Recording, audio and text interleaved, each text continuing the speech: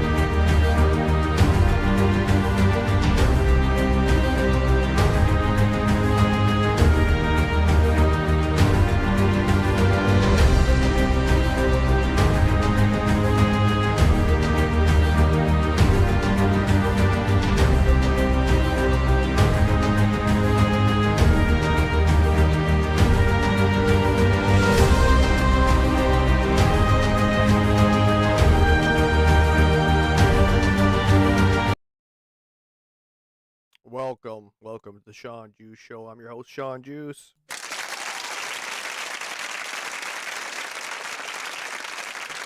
Thank you. Yeah, we got a good show today, I would say. A lot of crazy clips at the end, but the main one I'm trying to, this one, I'm like, did I just see what I saw? Like, is this, who's really controlling the president here? And we'll get into that. Another thing is, we got Erika Kirk info, of course. Can't go a day with. I don't got a lot of BB today. There's always some Israel propaganda or some kind of stuff going on they got to talk about. ICE issues. That's a big thing that's going on. The whole ICE murder. NFL, man, this shit is getting ridiculous. I mean, we know for sure now. We know for sure that the NFL is rigged. So if you guys are still following it, it's been a thing. It's like that's our Coliseum, right? That's our games to keep the people at bay, right? Keep you worried about if your team, if you're Green Bay, if you won against the Bears or not. That's the thing for us. What else do I got? I don't know. We'll just get into it, man. If you guys are new, you guys just start tuning in. Sure to hit follow button, subscribe. We got that. I posted on Spotify, Rumble, X, and YouTube. Yeah. So let's get into this. So yeah, here it is. Who is really running our country? Marco Rubio hands Trump instructions while holding a meeting, and Trump accidentally reads them out loud. All right, thank you. You'll make it back one way or the other. You're all going to do very well. I think really very well. Oh, yep. Hand them there. Hand them it. Marco just gave me a note. Go back to Chevron. Are you really reading this out loud? Oh, are you? They want to discuss something. Go ahead. I'm going back to Chevron, Mark. He's so sick of the fucking games, man, and the bullshit. I mean, you eventually get over it. You're just like, fuck, you got to do something. You're like, you're getting told what to do 24/7. Israel's controlling you. This fucking Marco Rubio is controlling you. It's pathetic. Thank you, Marco. Was there a question, Mr. President? Yes, go ahead, Marco. What are you saying here? Yeah, what's the question? Oh, we want our lobbyists. We got to get some questions answered for our lobbyists. Mark, if you can update us on operations in the ground and with the appropriate approvals. I don't fucking know. I'm just getting paid by Israel. I don't know what's going on. What you might be able to achieve in the next 12 to 18 I'm a fucking trainer in the United States of America. I don't know. months. Give us a little view from the ground. You bet. So today Chevron has 3,000 employees in 4 different joint ventures in Venezuela today. And over the past 5 to 7 Oh, Chevron, yep, the big one. years, they've taken production from about 40,000 barrels a day to 240. Yep. Who is in control here? Do you think it's your president? I don't think. Who's running the country?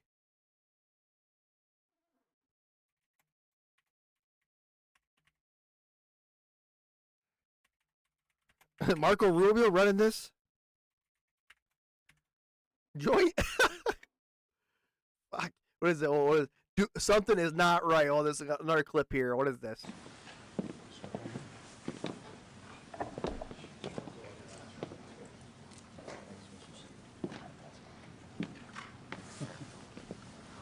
Nice metal.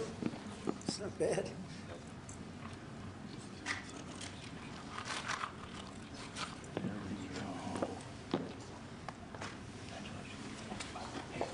It's crazy. You could hear a pin drop in that place.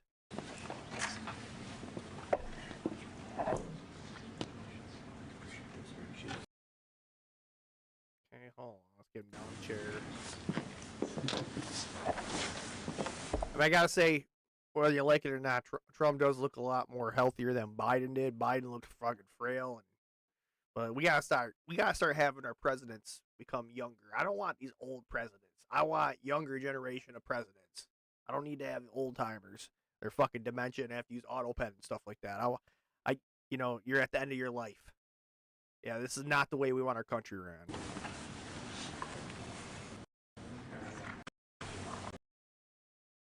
I don't know, that was clipping nothing. A nothing burger there. Okay, let's get on to the next one here. Breaking. The Trump administration is the most transparent and open government that we ever had, says Secretary Noam. Are you kidding me? Are you fucking kidding me? Oh, yeah, okay, yeah. We're transparent. We ran on releasing the Epstein list.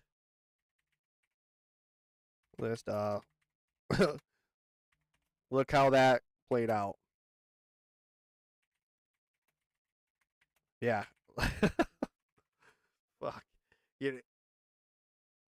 Yeah, I mean, that's what I'm gonna say. Like, are you the most transparent? You're not the most transparent. You're the least transparent. I don't know. Maybe not. Maybe you have some decency in there. But I can tell you right now, the games, we're fucking sick and tired of the games that have been being played on the American people. It's not left versus right. It's America's. American. Right? We are the American people. And we're not left versus right. You're doing left versus right to try to get us to be against each other. That's the problem here. So, I'm fucking sick of that shit. I'm sure it's nice having a real president again. Yeah. The Trump administration, Department of Homeland Security, DHS Security, Kristi Noem have frequently used the phrase "the most transparent administration in history" as a tagline to describe their governance. Yeah, pathetic. Pathetic governance. That's what I'm saying. You're speaking of this, you're speaking about presidents, their net worths. You're sitting there like, I'm a day-to-day, I work, I go home, and I'll do, I hate my job, I'm barely trying to survive, I go live paycheck to paycheck. Well, this should brighten your day up here. I'm not here to convince you, I'm here to show you. And every cup that you're looking at is $10 million. And this small stack... So every cup is $10 million here. ...over here to start with.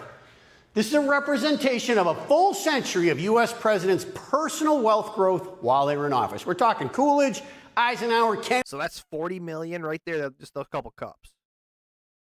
Holy shit. Kennedy, Reagan, Bush, Biden, all of them except one. 4 cups, roughly $40 million in total, and that's what all the modern presidents combined gained while serving over an entire... Oh my gosh. Hold on. That's all the presidents? No, don't tell me it's Donald Trump. Do not tell me. Entire century. Total, not per president. Now shift your eyes to this monstrosity. 1 year, 1 president, same cups, same scale. 1 century versus 1 year. Public office is not meant to be a personal revenue stream, and this stack shows you the $3 billion of net wealth gained in 1 year while serving as president. So much money, if you spend $100 grand a day, it would take you 82 years to spend it. There's no gray area here. This is a verifiable fact. It's not opinion. What the fuck is going on here? It's visual math, and your eyes are doing it in real time. So take a good look.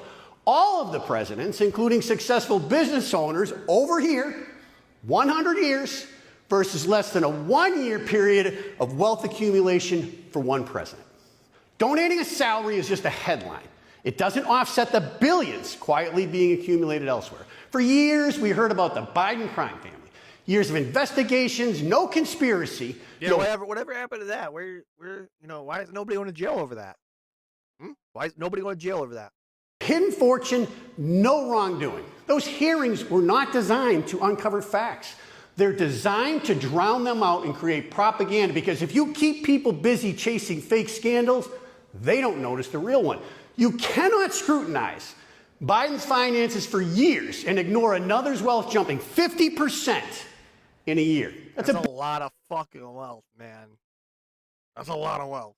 I don't care. I mean, I don't care what you think about Biden or Trump, man. But this is absolutely fucking ridiculous. Abandoning honesty completely. And let's deal with the excuse always. If you're telling yourself it's because he's a good businessman, then ask one question. If nearly 50 years in business didn't produce anything close to this, but 1 year in public office did, that's not skill, that's corruption. Jesus Christ, I got fucking, man, this is depressing. This is absolutely fucking depressing. I gotta get off this video. Let's go to the next one. Oh, God, this is fucking terrible. Here how Lindsey Graham was greeted by Trump's most loyal supporters in his home state. Let's look at this traitor. Please welcome United States Senator Lindsey Graham.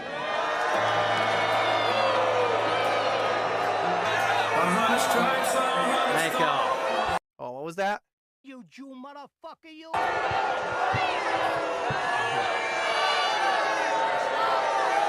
Well, boo, you piece of shit! You're fucking pathetic! Welcome to Pickens. Fucking start throwing. Where's the apple? Where's the tomato? Start throwing fucking stuff at him. Start tossing shit at him. Fucking. Well, I'm gonna say this again. Lindsey Graham, you are a traitor to the U.S. You're a traitor to the United States of America, you piece of shit. Fucking love this. Okay, what is this? Jews were living together with Muslims? What? Okay, hold on. Let's see what this says here.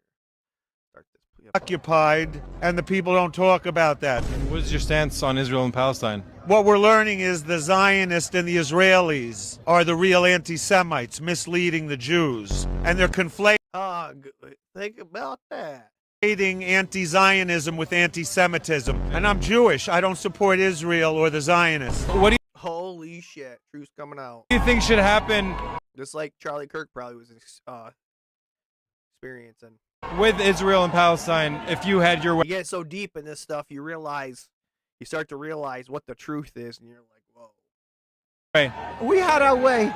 Jews were living together with Muslims for hundreds of years without any rift, any problems. Yeah. The introduction of an occupation is what caused the problems. It's a selfish, flawed occupation. It's not Judaism, it's a masquerading in the Jewish religion. Remove the occupation like you removed apartheid, and Jews and Muslims will once again live in harmony. It's portrayed as a haven, but it's more of it's an ethno-supremacist state like Ukraine. Do you think Palestine should be free? Of course, definitely. They have to be. Yes, of course. Every country should be free.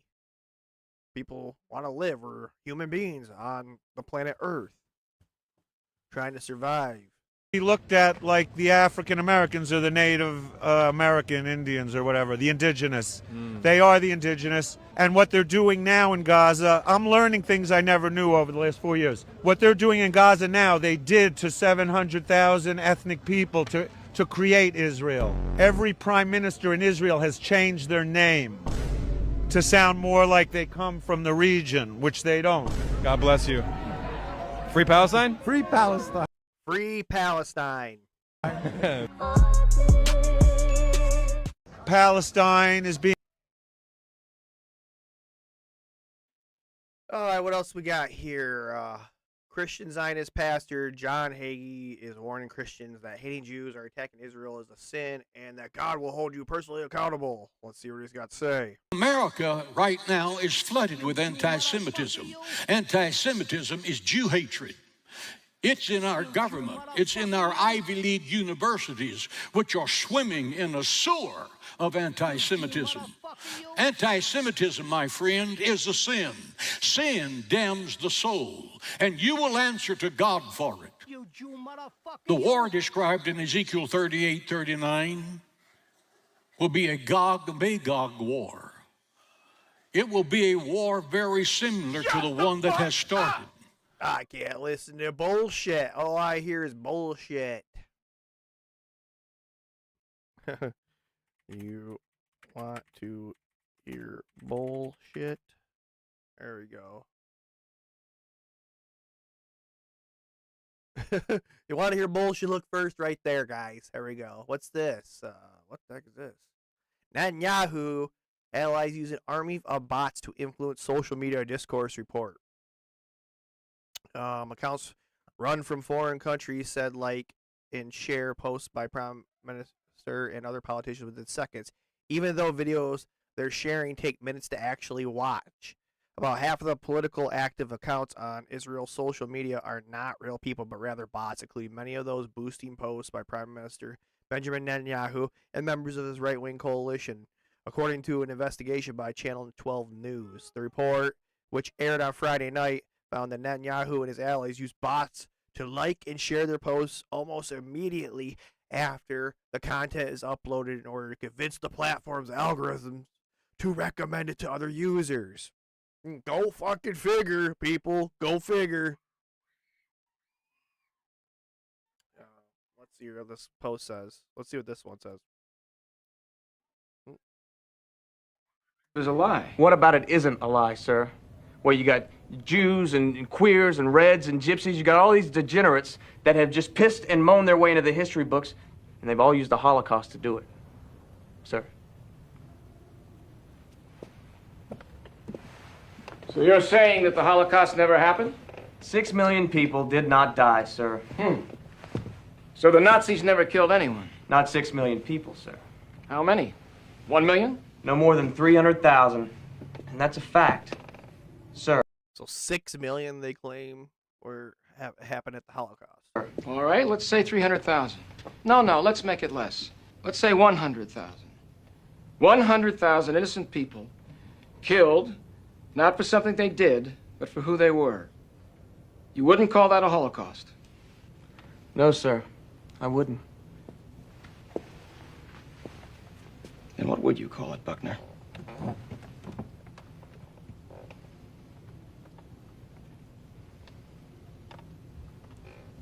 I'd call that bad luck, sir. Good afternoon. Sir! Yes, sir! Well, I see you found your classroom without any problem. Yes. The cadets and I were just having a spirited discussion on modern European history. Fact or fiction? Fact or fiction, I guess you take your pick, right? I like a spirited discussion. It broadens the mind. And isn't that what we're all here for?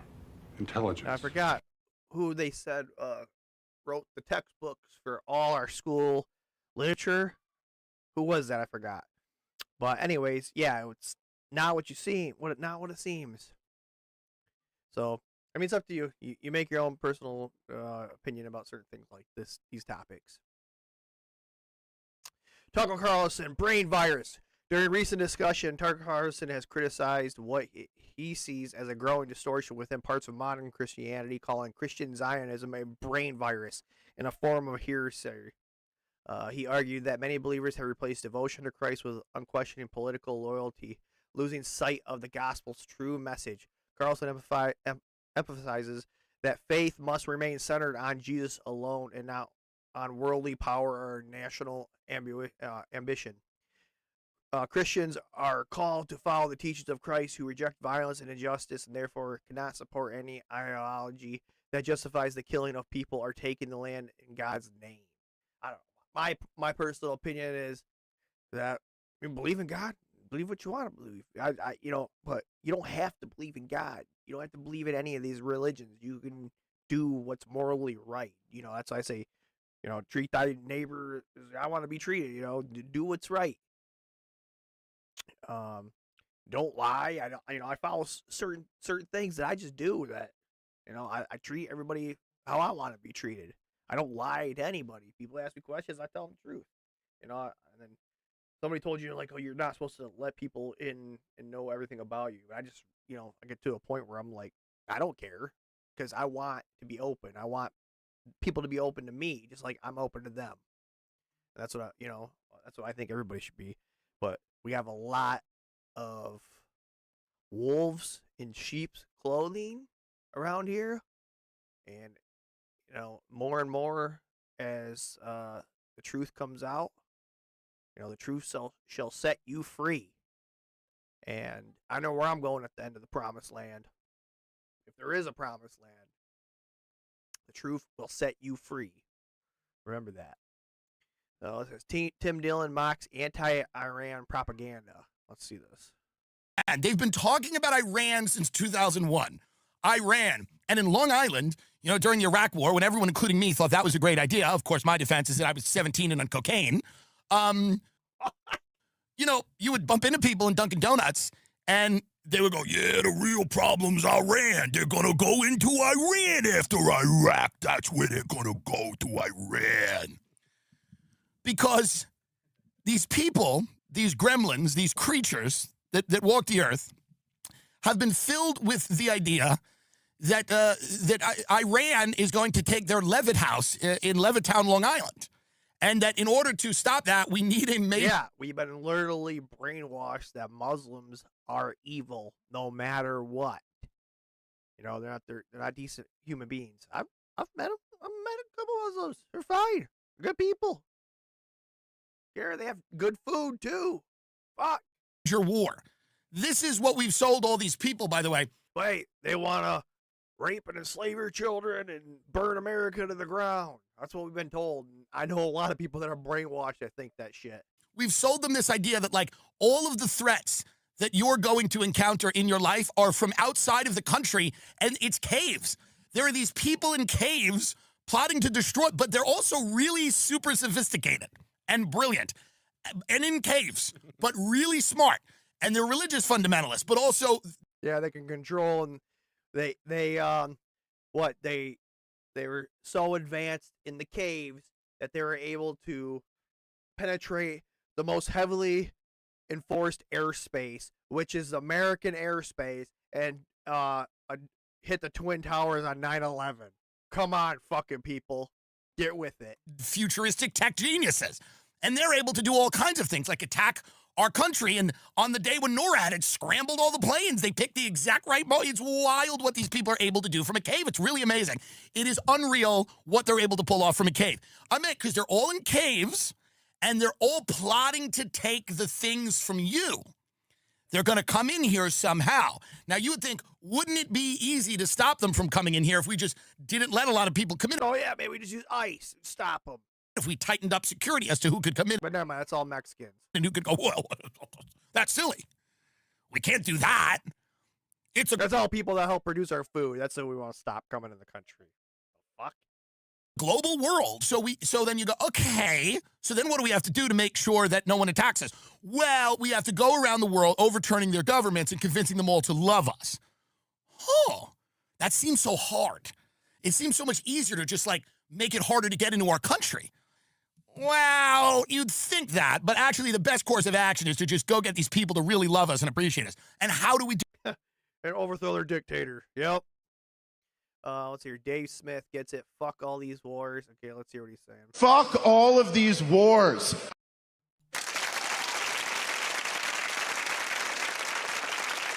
Of the Israeli lobby. Liz Cheney is Hillary Clinton, is Nikki Haley, is Mike Pompeo, is all of the neocon war hawks. They're exactly the same. And just so you understand, who the neoconservatives are the American vanguard of the Israeli lobby. America is not threatened by anyone, okay? We have two giant oceans around us, a gigantic nuclear arsenal. The idea that anyone can even convince you that Iran poses some threat to the United States of America, all these wars are bullshit. fuck the wars, support peace and free markets and laissez-faire government and prosperity. Fuck. Yeah, let's go. That's all.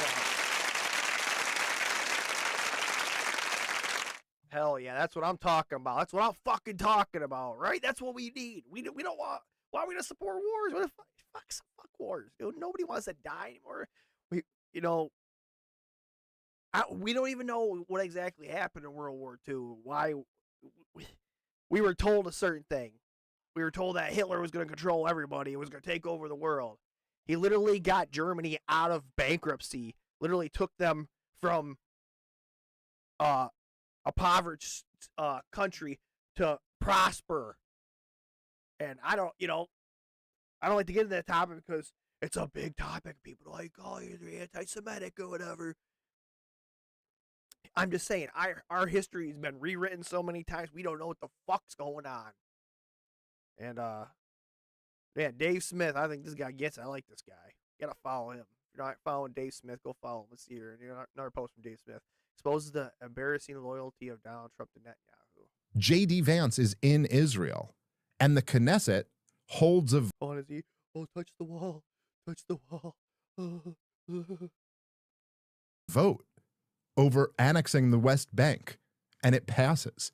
They intentionally, now this was like kind of a symbolic vote or whatever, but Donald Trump, who's been the most pro-Israel president, goes, I'll fund your genocide. I'll arm your genocide. I'll bomb Iran for you. I'll shoot down the Iranian missiles coming back at Israel in response. We'll bomb the Houthis for you.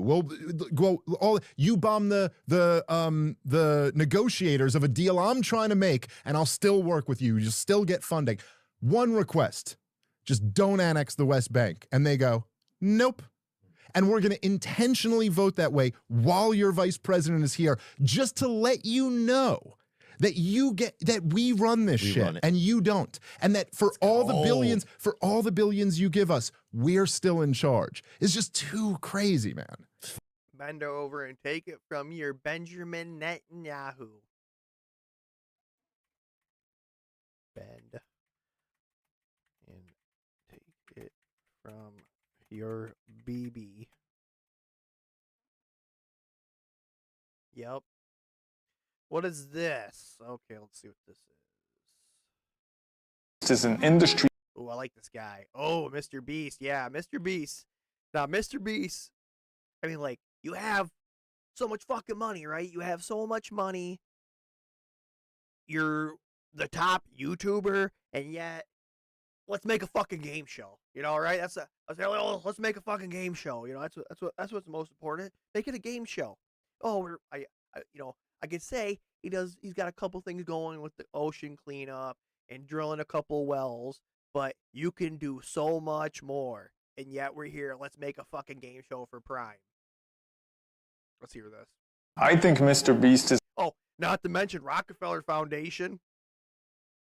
an industry plant and a fraud. He recently partnered with the Rockefeller Foundation to tackle issues like poverty and climate change in Africa. Okay, but why Africa? If you care so much, why not tackle the problems in your own country? So first, let's look at Raj Shah, the frontman of the Rockefeller Foundation, who used to be the frontman of USAID under the Obama administration. And USAID was exposed countless times for funneling money with zero accountability of how US tax dollars are being spent. Now, let's not forget that the Rockefeller Foundation created the Lockstep document in 2010 telling us how they will use a pandemic to tighten the screws around their necks and increase surveillance on every citizen. What the fuck is going on here?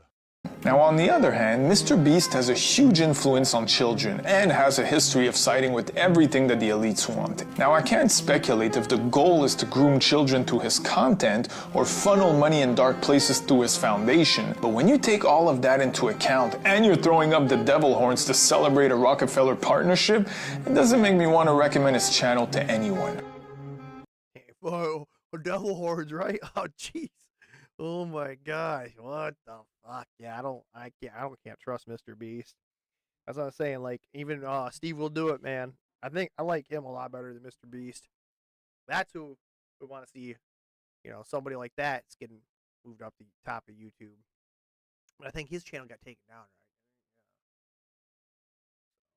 right? got reinstated yet or not.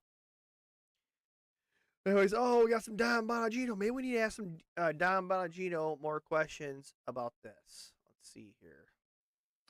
I'll say this clearly. I have a friend of mine who called me a long time ago, who was on a plane with Epstein and Clinton, was there, and saw some very suspicious, shady stuff. It's his. I don't have any more details. Said one day, get back to me and tell me the full story, or give me. I'll get back and tell you the full story when I'm in the FBI, and I just was, and I didn't do shit about it. Permission to run with at least the minimal details I have. He hasn't since. So it's not there's nothing I can do. I can't force him into it. It's not my information to give up. I'm not going to talk to you about details I don't have. But he did give me permission to tell you that it was odd, very odd what happened. And it bothered him forever. I'm not trying to be cryptic. Don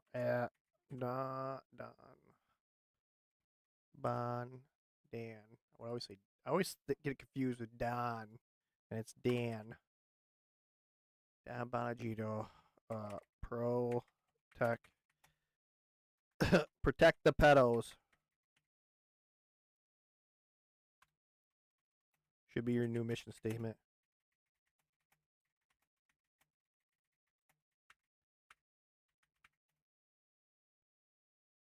There we go. The story, the guy's credibility is unimpeachable. Believe me. Yeah, there we go. What's this? I don't think a single clip ever was aged like this. Let's see what this is.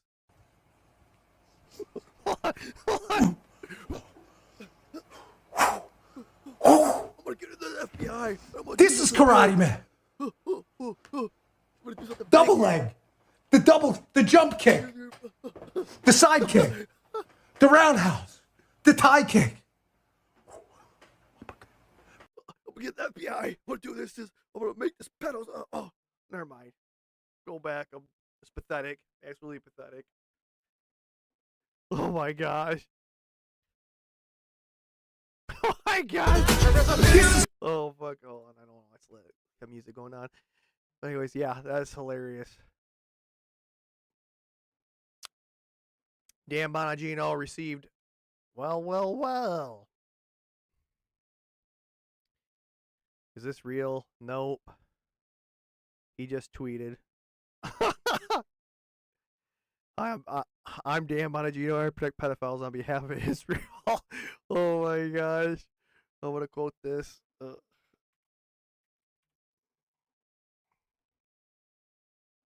Oh my gosh. That's terrible. Andy Frisella goes off on Dan Bonagino. Let's hear this. You know, you got Dan Bongino coming out now, who, you know, is dude, the fucking dude comes out. He's been in the FBI for a year. Black pillars. They're black pillars. He resigns from the FBI, and then his first post is, "Fuck all you black pillars." Well, you're the reason there's black pillars. That's right. Because you're the one that talks tough. You're the one who says all these things. And when you went in there, nothing happened. Right. Okay? And so fucking zero. Nothing happened. You may be upset that people are upset, but instead of attacking everyone and saying, "Oh, they're fucking this and that," why don't you ask yourself why they feel that way? How do they get there? It's because you went for years talking about the Russiagate scandal. No, right? You the went for years motherfucker's on his fucking show saying, "Oh, don't ever let the Epstein story die," and then he sits on 60 Minutes. Don't ever let the Epstein story die. Yeah, I just let it die. I got told to shut my mouth while I was in the FBI, and I better know my place. And now we're here. Or whatever show that was is like, "Look, I've seen the files. There's nothing there." When you're clearly not telling the truth. Yeah. And then come to find out there was a whole lot more there. There is a whole lot more there. There still is. Yeah. Okay? So you can't sit here and call everybody who's mad at you some sort of traitor. Real talk, dude. Like I wonder, like, did they put him back out in the public to try to control the narrative? Felt he was more effective there. You see what I'm saying? Yeah. Because, dude, how he's come out thinking he's going to fucking tough talk everybody. I was about to, that's not going to work. Get the fuck out of here, dude. That's not. Yeah. Okay. Yeah, it's true. I mean, fuck. Oh, this is perfect right here. I'm coming after all the black pillars. You couldn't even catch Epstein clients. You are a failure and disgrace. Yep. That's pretty much true. Okay, what is this? Ramaswamy bodyguard arrested for trafficking? What? Too good. Don't let all of this distract you from the fact that Vivek Ramaswamy's family Why does that chick kind of look like Cash Patel's girlfriend? The fuck? bodyguard was arrested for drug trafficking along with his wife. And just guess which ones. Oh, fentanyl, methamphetamine, MDMA, and steroids. It's time you sit out a few plays, Ramaswamy. News again. What the fuck? Yeah.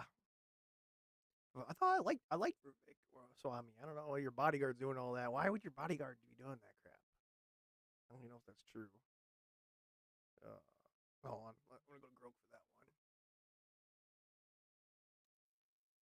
Hey, Grok, did Ravik or Swami's bodyguard get arrested for trafficking?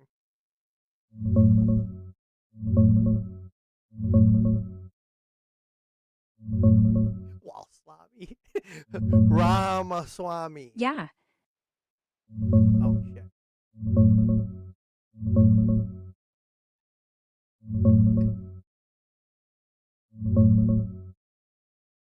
Yeah, it's Vivek Ramaswamy. Folks call him Swami sometimes.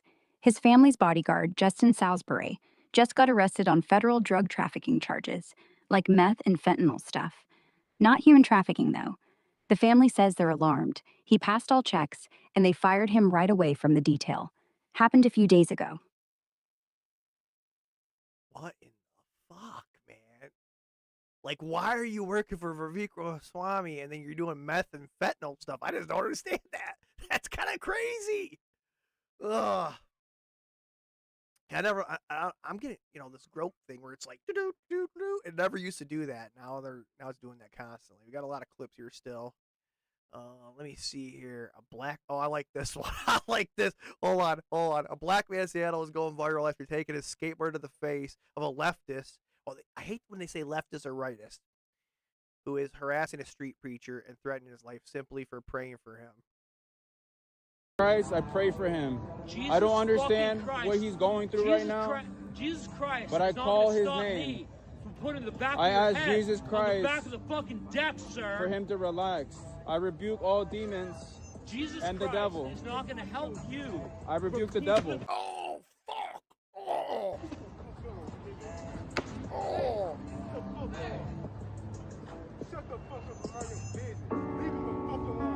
Should probably fucking do the skateboard to both of them. Fuck it. I don't know where this is. Is this in Portland? Oh, no, it's Seattle. Yeah. Man, that's crazy, man. This guy took a giant hit. Oh!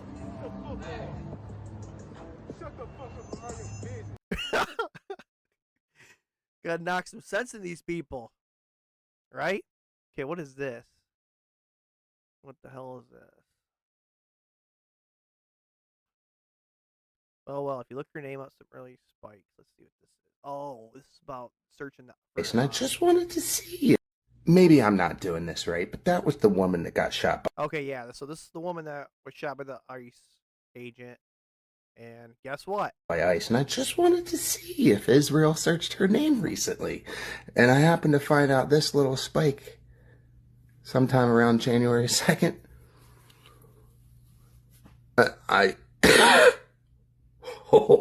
What? Like, why search her name, though? Maybe.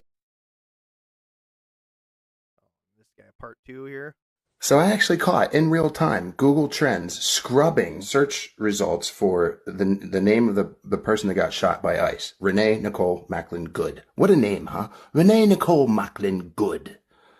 Renee Nicole Macklin Good. Well, I caught them in real fucking time because I found out on January 2nd there was a spike. Well, it turned out it was over 100. And then when I checked on it again, it was down to under 25. Just checked on it now, and it's not there anymore. Well, there's the normal searches right over here. Yeah, normal searches. But see, right there was a spike And now it's gone. And I caught the bastards too. This is interesting. Why would somebody in Israel be searching Renee Nicole Macklin Good a few days before she was shot in Minneapolis, Minnesota by ICE agents? I have no fucking clue. That is pretty strange why she's being searched. Evidently, this guy caught it. I'm glad there's people out there like this that can record stuff. And, like, they got enough time where, like, oh, let's just, I'm just going to grab a screen grab. Well, that's kind of interesting. Why is someone in Israel searching the lady that just was murdered by ICE a few days before it actually happened? Why? And then, I might as well screenshot that or record that. And then all of a sudden it just gets wiped. So that's like, it's cool that there's people out there that can do this stuff. We got so much technology. You cannot hide stuff anymore from us. You cannot hide stuff. I think one of the searches might be remote viewers confirming their work. Oh my gosh. Okay, what's this? It said mobs are now hunting federal agents. What CNN just broadcasted from downtown Minneapolis, extraordinary and terrifying. The roaming mob is now moving from hotel to hotel, trying to locate where ICE agents are sleeping. They are beating drums, blowing whistles, shining lights into windows, forcing doors, climbing structures, attempting to breach hotel entrances. Here in downtown Minneapolis, we've been following this protest outside of a hotel where these protesters believe federal agents may be staying. And just in the last few seconds, it appears they're trying to get actually inside this hotel. You can see this ramp that they were all around me a few seconds ago, and now they're up this ramp. I can see a door open to this particular hotel, and you can see and hear how much noise they're actually making right now. Earlier, they were shining lights. Yeah, this is a terrible video. On some of the windows, truly making as much noise as humanly possible to this point. Banging.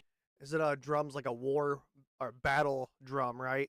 On drums, blowing their whistles out with their. Should be doing this straight to Washington, D.C. Signs as well. This is at least the second hotel they have been to in the downtown Minneapolis area, appearing to be under the belief that agents are staying at the hotels at which they arrive. Now, again, you can hear the drums, but I can't emphasize enough. It was just a few seconds. Yeah, and guess what? I know they're trying to silence people now. They're saying that because the protest is getting so crazy. Oh, guess what? You're not going to be able to do that anymore because you're disturbing people in hospital and hotel rooms, and it doesn't matter about First Amendment. And then once they do that, it's going to start. It's just like I think it's going to fucking start snowballing and toppling. To go as we're going to get closer to this ramp to see what we can see. Excuse me here. Where you can see the door open. It doesn't seem that they've made much more progress beyond that door opening and a good portion. They've climbed a ladder that were shining on the sides of the building here, trying to get into. I wonder if ICE agents are scared. Okay, one thing we know for certain: if Renee Nicole Good had been killed by a legal alien, it would not have even made the news. Oh, jeez. That's probably true, unfortunately. Fuck. Oh, let's see this. So here we go. This is just like this. The officer is proven innocent. So this is a video from the actual officer. You know, I'm always getting curious about this shit because did he have a camera on? Why didn't we see this camera first? When everything was coming out, is it AI altered? You know, you never know nowadays. You never know if anything's AI altered. Let's take a look. Let's take a look at this.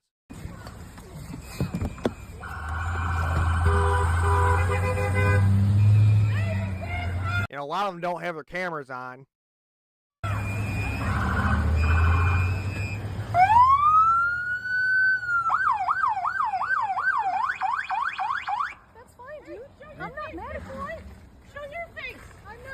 Okay, we don't change our. Okay, they got her license plate. Just fucking let her go right there. Just let her go. You got her license plate. You know who she is. If she's a real threat, go back and deal with it later. Plates every morning, just so you know. It'll be the same plate when you come talk to us later. That's fine. U.S. citizen, former fucking country. You want to come at us? You want to come at us? I say go get yourself some lunch. Okay, now ICE is supposedly trained not to stand in front of vehicles. I think that's common sense for any police officer, ICE officer, any law enforcement entity.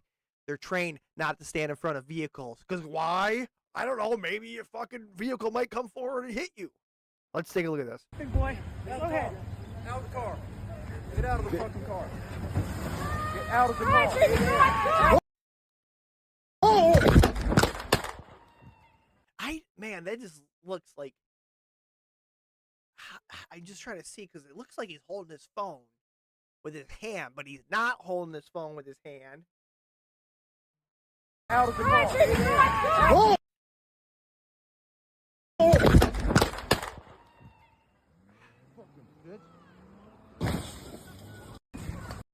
I mean, hey, at least he's a good shot. I gotta say that, but fuck, I don't know what to think about this.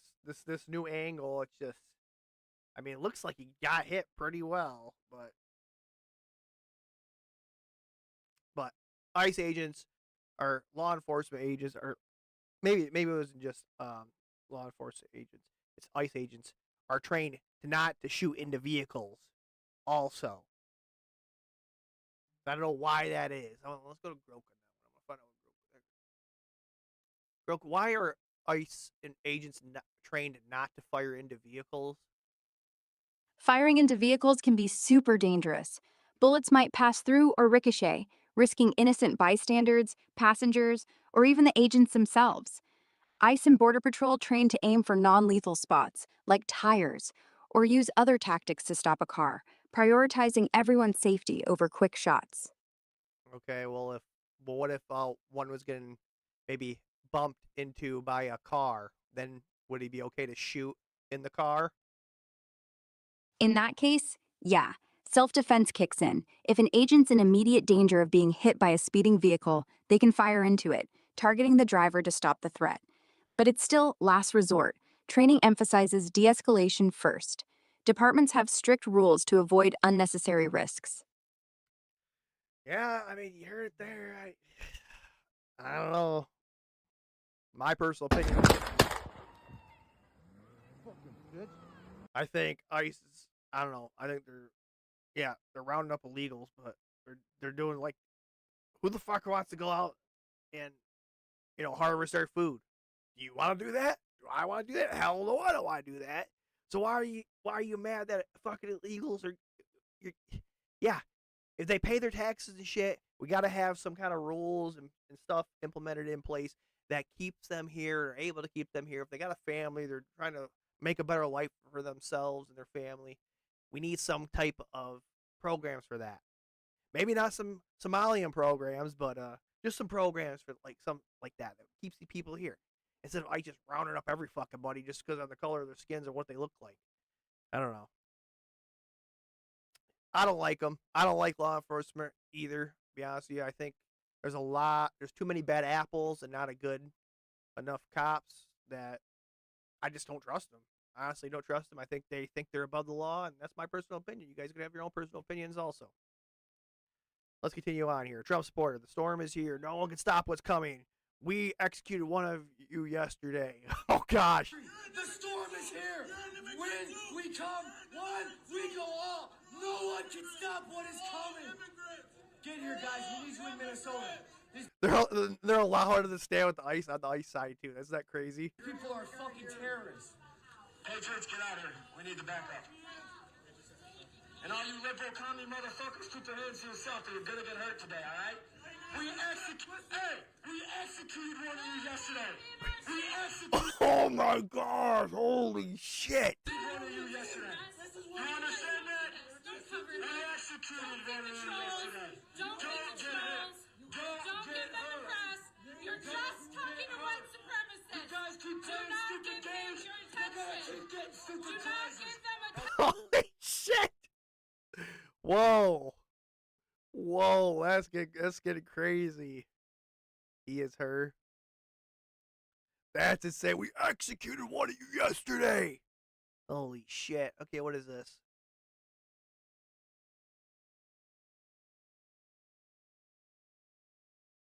Hold on. Let me refresh this real quick. Where is the sound? It's kind of weird. I don't know why this video is always look so weird. Okay, strip searches for children passed last week. Was your rep a yes or no? Congress passed a bill that allows ICE agents to do invasive body searches on children without a parent or guardian present. What the fuck is going on here? We are talking about children alone in federal custody. Both Democrats and Republicans are very guilty of this right. Well, we know why they might want a strip search, right? Biggest pedophile ring in the human history. Right now, every single Republican voted yes, and 7 Democrats joined them. Let's. Hold on, okay, all right. I gotta go Groke for this one, man. This is pretty huge. Groke, I'm reading something about some kind of law passed that ICE can strip search children without a parent or guardian present.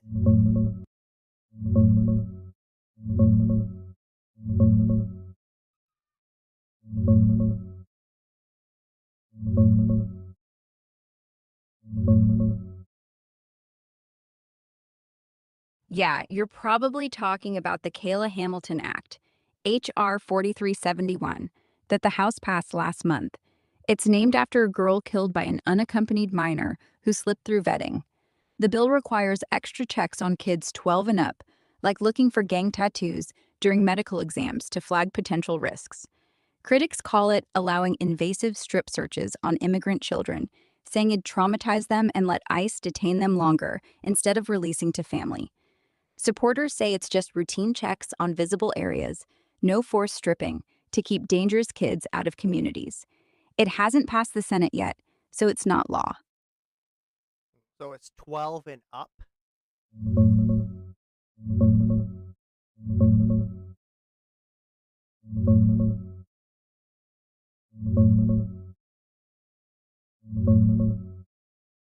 Yeah, exactly. It's for unaccompanied migrant kids 12 years old and older. The bill says HHS has to check with their home country's consulate for any criminal records and do a physical exam to look for gang-related tattoos. Okay, so I mean, here, it's not as bad as it was sounding. Like, this post makes it sound way fucking worse than what it is. It's 12 and up for unaccompanied minors. And it hasn't passed yet, but, you know, it's making it sound like those kids are like 5 years old are gonna fucking strip search this post. So, I mean, that's why I like checking some stuff like that, especially something kind of crazy in that sense. Okay, let's go. What's this next thing? What's this one? After the innocent woman yesterday, ICE attacked a high school in Minnesota. And in the America I grew up in, teachers never had to say this to me. They literally just killed someone. Yeah, so this here is a teenager armed with a snowball, which authorities say is most likely of Somalian origin, that he throws poorly, as you can see it beam to the ground. Then, in reaction, this GI No comes running around this tree with all the rage of a divorced dad whose kids won't talk to him anymore, and pops off pepper spray in this teenager's face. They attack students, teachers, faculty. What the hell? Teenagers probably don't care, man. That's like, they probably start swinging. I mean, that's what it looks like. Big scuffle there. The hell are they doing there? I don't know. Because kids are stupid. Kids are definitely stupid. I'm glad there wasn't so many rules when I was younger. Because holy shit, I'd probably be in prison right now. Wow. You know? That's the whole point. They have no good reason to be anywhere to do any of the stuff that they do. That's what they do. They instigate to then incite. So it seems that women and children are prime targets now, huh? All right, let's see. This tragic incident resulting in the death of a young woman. But, you know, terrible that an American citizen lost their life. However, you are probably going to see more of this across the country. Right. Well, and it was a tragic loss of life, Dana, and unnecessary, but tragic to see someone die. But this is a tragedy for everyone involved. Nobody wins here. So several things. It is very sad that this woman did lose her life. No one wants that. She has a 6-year-old child. However, I don't love in any way, shape, or form that someone is dead. But it is very unfortunate. It is tragic that this woman was hurt or killed, obviously killed in this case. But it's always a tragedy. Today, Junior, when somebody dies a violent death like this when somebody is shot and killed, but it was a tragedy to see a woman killed. Yes. But.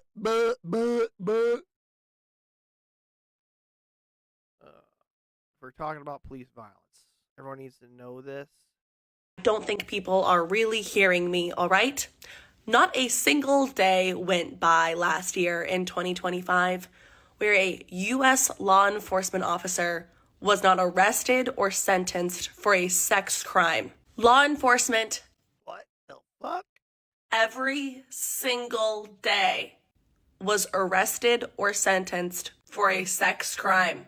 That is a pretty dramatic statement. I gotta go to Croak on this one. I gotta go. Like some of this shit, you gotta question. Croak, I'm watching some posts where they're saying that every single day last year, some police officer was involved in a sex crime.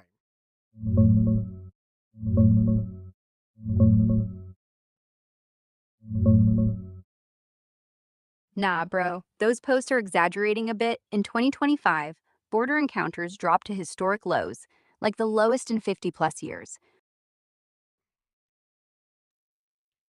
Grok, I'm watching a post right now, and they're claiming that every day last year in 2025, some police officer was involved in a sex crime.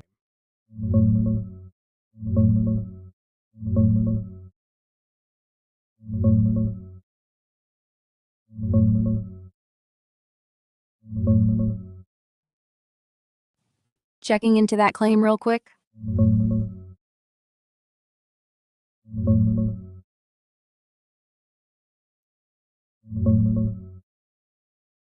Sounds like the post is probably claiming something dramatic, like a mass shooting happened every single day in 2025. From what I can find, that's not accurate. There were around 400 to 500 sex crime.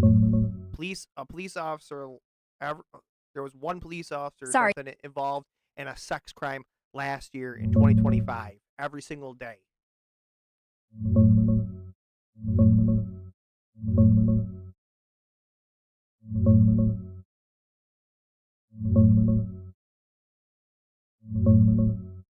Nah, that claim's not holding up. There have been quite a few cases of police officers arrested or charged with sex crimes in 2025. It's a real problem, but nowhere near one every single day. A big Washington Post investigation from late 2024 found officers getting charged with child sex abuse crimes about twice a week, on average over many years, and nothing suggests it jumped to daily in 2025. Those viral posts exaggerate to make a point. What's the link to the one you're seeing?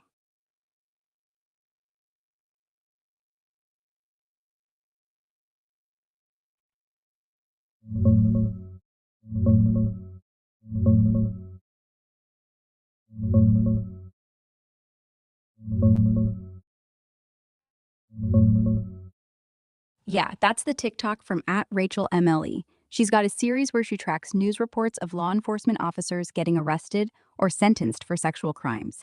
And she's claiming there was at least one for every single day in 2025.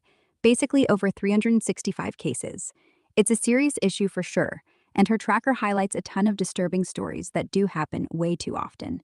But from bigger investigations like the Washington Post's, the average has been around twice a week historically for child-related ones alone, not daily. No official stats out yet confirming it hit every single day last year, so it might... Jesus fucking Christ. Still, twice a week? If it's not every day, it's still fucking twice a week. People that are supposed to protect the American public are fucking committing sex crimes. What the fuck? Against us. This doesn't make sense. Holy shit, man. This is crazy. This is fucking heavy stuff. Wow.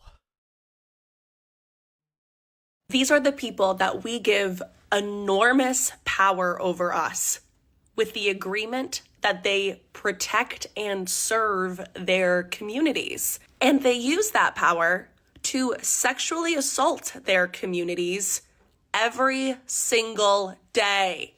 Everywhere, mind you. 48 out of 50 states, plus DC. And if you're like, well, how do you know that? That can't be true. Girl, I tracked it. Every single day last year, I tracked it. And if you'd like to see that list for yourself, you can do so at the link in my description. Holy shit. Hold on, can I check her link in her description? I don't know where the description's at. Every time I say Description, where's the description at? Is there a link somewhere here? No link here. I don't know how to find the link. Sorry. I'm too old for this shit.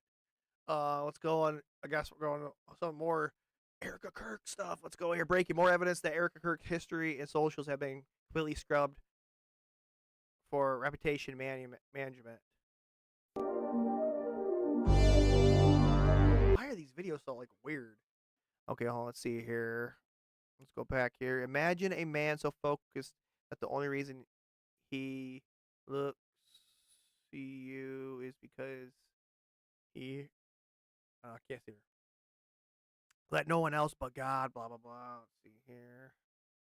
What's the next one? Don't tell people you're dreaming of them. Strong souls aren't just born, built by forging through the most.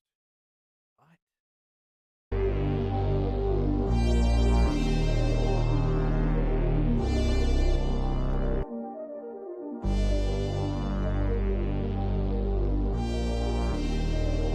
So evidently there's a couple posts here. Okay, it's not really. Breaking. Erika Kirk photographed at the Peach Bowl in Atlanta without the kids and continues to celebrate Charlie Kirk's assassination as she lives her best single life. Yeah, she doesn't have her kids right now because Charlie's parents are fighting for them. They want custody of the kids. Strange, right? Okay, oh, what was this? Okay, what do you know about Erika and this vignette? Hi, I'm Erika Franzwey, and today I have the honor of interviewing Tim Ralston, the survival expert on everything. My name is Erika Franzwey, and we're going to be scouting around talking to all of the participants that are here for the conference. Hey guys, I'm Erika, your host today for The Buzz. Erika Anderson Frostway. I'm here with our gorgeous June girl crush, Jessica Alba. This must be Central Castings at work. Hi, and thank you for watching the Webathon Live here on Wake Up Media Network. We are here at NextCon with Shema. Because we're stupid. Are you putting that extra work at the gym when everyone's left and you're still shooting? Last night. We have been having an amazing time here at NextCon 16. Your box. This is how you stand up. This is how. Dang, she's evidently good at going out and tell people about certain things. She's a good host. Hosting. That's a maybe I could see a comment or what's all in common here. Host of the show. Yeah, she's the host of the World's Show. A burned CIA video, a buried CIA video just surfaced, and Erika Kirk is in it. 5 major threats that make our grid extremely vulnerable that we've presented to congressional officials. 1 being cyber, 2 being hackers, 3 being physical threats, 4th one is solar EMP, and the 5th one is man-made EMP. So the concern that we have is that we put out this critical information, and when we go over this risk analysis, they hear what we're saying, but they don't want to take action. Well, there are 18 critical infrastructures in the United States. Medical systems. Congress and the CIA. For the United States. Rogers came out. That's fucking weird. That is weird. Oh, what's this one say? Native American, African American, oppressed, competent, hero, scientist, expert, mostly peaceful woman.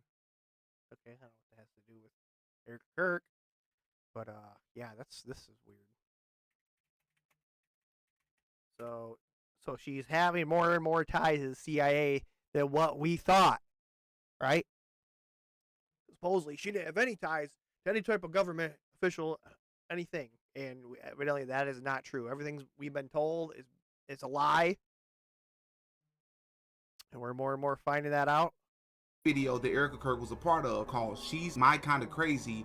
You know, the music video that came out a year after Erika Kirk's father, Kent Franzwey, started his own YouTube channel and posted a very weird video who has history working in Israel and he helped build the Iron Dome. So essentially 10 years ago, Kent Franceville posts a video to his YouTube channel, and it's like this cryptic message of trying to encourage people to be prepared for something that's coming. There is a phrase at the very end of the video called Prepper Emporia, a marketplace that sells survival or emergency preparedness goods. I looked up what happened back on September the 15th, 2011, where the Palo Verde Nuclear Generating Station, which is where TPUSA headquarters is stationed, reported a quote-unquote non-emergency event to the Nuclear Regulatory Commission. And what really confirmed for me that this was the right Ken Franceville and not someone else with the same name is that at the 3-minute 20-second mark of the video, we see for the very first time Erika Kirk, or Erika Franceville at the time, as she wearing as this sort of emergency bag in preparation for this end of the world event. Well, this is how it ties to this music video, where in this music video she marries a guy by the name of Tyler. Well, this music video was 3 minutes and 22 seconds long total. Why is that important? 322 is not only important as it pertains to Skull and Bones, it's another way of venerating the number 7. Why are all these fucking hidden messages and everything? As it pertains to gematria, numerology, and Freemasonry. 3 + 2 + 2 = 7. When you think about the movie Snake Eyes, where a guy by the name of Charles Kirkland was pow-powed in the right side of his neck at the Trump Towers on September the 10th in 1998. What happened just moments after Charles Kirkland, or Charlie Kirkland, was pow-powed in his neck? Nicolas Cage, the person that was assigned to investigate this pow-powing, he received a phone call. And on that phone call, what did they tell him? Don't forget your lucky number. And then they show this person flashing the number 7. Not to mention that this is in a venue where you see what looks to be like 2 twin Masonic pillars with the letter M on the top of both of them, which is going to be relevant. Holy shit, man. You know, you gotta think about this. The Snake Eyes movie, man. You gotta think about James Cameron with Terminator. Fuck. Are these all subliminal messages from another universe or another simulation that's like where did he get these ideas, right? In a past life or something? Shit happens. Oh my gosh. As we talk about Erika Kirk's rings, this is also the same venue where a guy would be accused and go down by the name of Tyler the Executioner. When Charles Kirkland was pow-powed in his neck, the person standing right in front of him that witnessed this was someone that worked for him, which is a character by the name of Julia, dressed in all white. Wouldn't that be crazy if her name was Erika? With blonde hair, played by Carla Gugino, the same Carla Gugino who would star in a film earlier this year. Heads of State comes out. Carla Gugino stars in that film as a character by the name of Elizabeth Kirk, who runs for and becomes the vice president. Oh yeah. Oh jeez. Candace Owen has dropped a massive spreadsheet exposing ties between Erika Kirk's Romanian orphanage and a sex trafficking organization. I believe that we all have angels in our lives, and these are my little... God, this is fucking disgusting and horrifying. If you actually think that Erika Kirk was involved in sex trafficking these kids from Romania to who know the hell where, with the military assistance, body harvesting, or organ harvesting, then you watch this, it gives you the fucking creeps. Little angels from Antonio Placement Center in Constanza. Trump pushed her to work for Charlie Kirk. Works with the paperwork because they work with different prosecution and child support, whatever agency they have at that time, and they were paid. Actually, the angel kids from the parents. Money pays everything, and this thing is still continuing. Oh, jeez. Hold on. Candace Owens has dropped a massive spreadsheet exposing ties. Attending graduate. Can't really see that. Erika Kirk lured Charlie was deaf. Now she has complete control over TPUSA. She's a Zionist liar. That might be damn true. Who the fuck is Erika Kirk and why is she working with the CIA?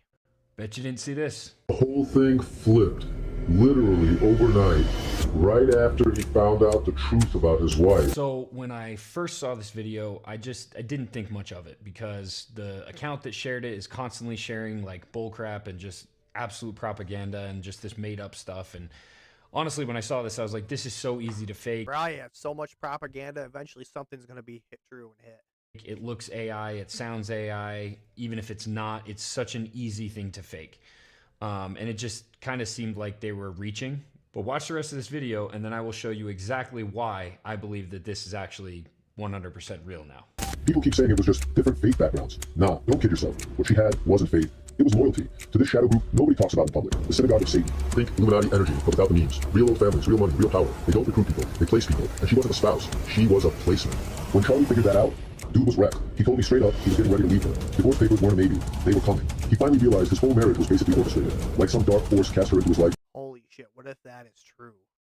And then, shocker, he's dead a few days later, and that's when the book changed. I'm telling you right now, the version they put out to the public, that is not the book he wrote. They rewrote whole sections. They stuck in weird spiritual stuff he never believed in. They twisted the tone, the message, everything. It's a cover job, man. They're muddying the waters so bad that people are second guessing who he even was. This fake book gives her an out. It gives Israel an out. And it gave... This is going around right now. You protect you.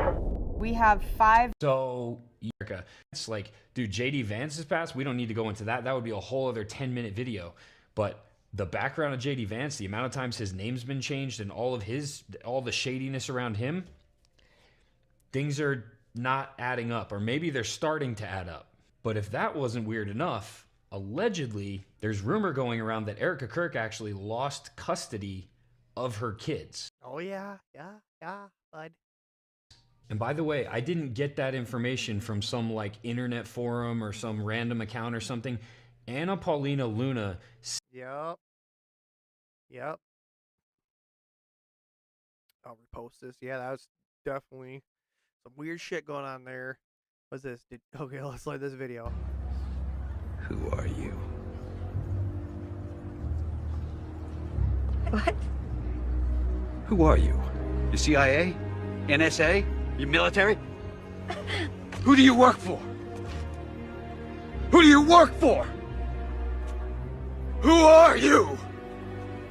I'm just...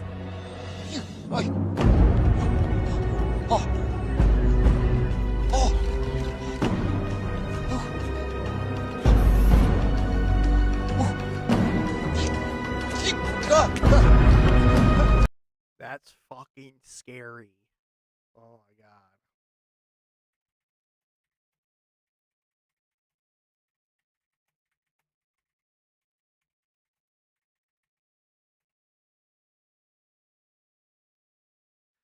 That's so scary because it's probably fucking true.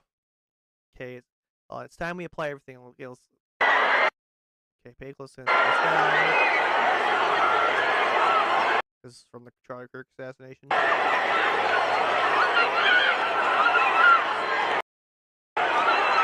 What the hell? Do you see it? Let's watch it again.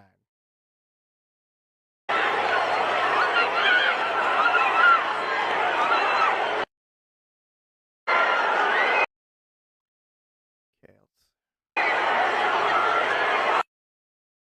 something. Put it in his pocket. So someone passed me something.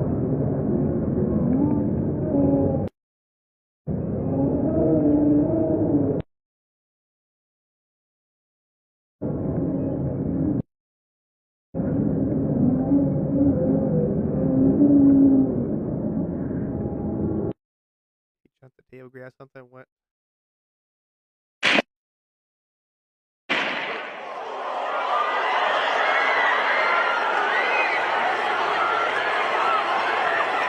What does he grab? Oh, they passed something off him.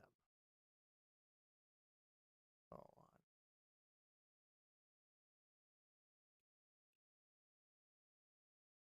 Where is he grabbing from? So somebody passes him something right there. Pockets it. Checking something over there.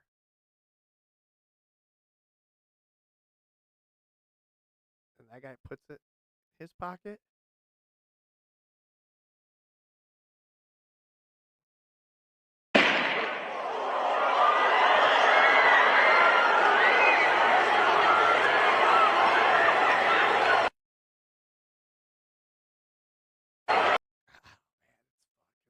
I still don't like the whole scenario. Have me shoot on your show, Stu, and I'll drop truth bombs for the audience. Hit me up. I still don't like that whole thing. What's this?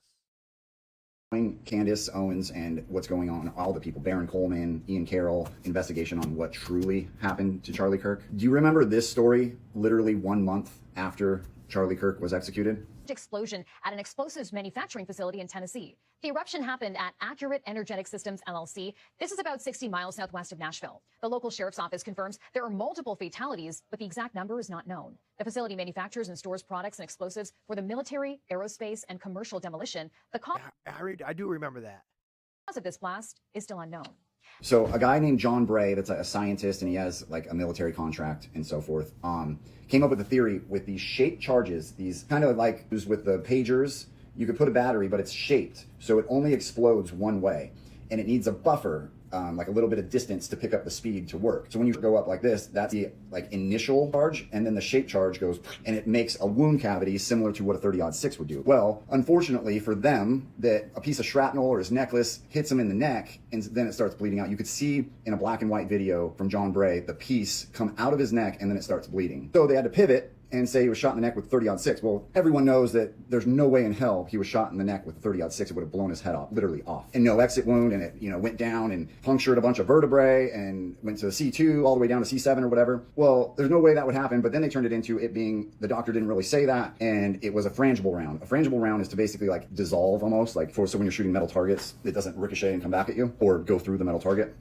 And that wouldn't work either because it wouldn't have punctured and, shot through his vertebrae. So anyways, this same company that exploded a month after, that explosion happened days after John Bray started talking about this exploding microphone theory. Coincidentally, the DoD has a contract with them that started in late April, early May, right when all these crazy Google searches that Baron Coleman discovered. If you don't know what I'm talking about, go look up Baron Coleman, but and he's a great podcast too. Anyways, and the contract ended in, I want to say late September or something like that. I'll show it right here, but the next coincidence is the pictures of the SUV that they took Charlie to hospital had a bunch of broken little tiny plastic pieces like a blown up microphone. The other thing that's never made sense is they paved over where Charlie, they literally covered up the crime scene 4 days later on a Sunday in Utah and put 30. That is the biggest fucking red flag right there. 33 planters on that. 33, weird. I'm not even going to go into the Fort Huachuca whole top brass meeting thing because it doesn't even really matter. I think actually Turning Point had a contract with the DoD of surveilling everybody that goes there, and they had like ISR drones, and that might have been a part of it too. Who knows? But I know it's crazy if that's true about that whole facility that exploded. Cover up the evidence, right? Okay, what is this? Nobody's talking about the Utah sheriff. So we were watching 60 Days In, and Daniel just happened to notice that the sheriff that is acting in 60 Days In is also the sheriff that came out on Charlie Kirk's death when Charlie Kirk passed away. And I've been telling him this, like, this is just like so fake. It just feels like a movie. There's so many things that are just do not make sense, and he was shocked. I'm shocked. I'm blown away. The world is a stage. It's ridiculous. It felt odd when I saw him at the press conference. The sheriff, the Utah sheriff, something just stuck out. And now we're watching 60 Days In, and there he is. There. It's all a movie. All stage. The world is a stage. I love these aliens. Let's listen to what these aliens have to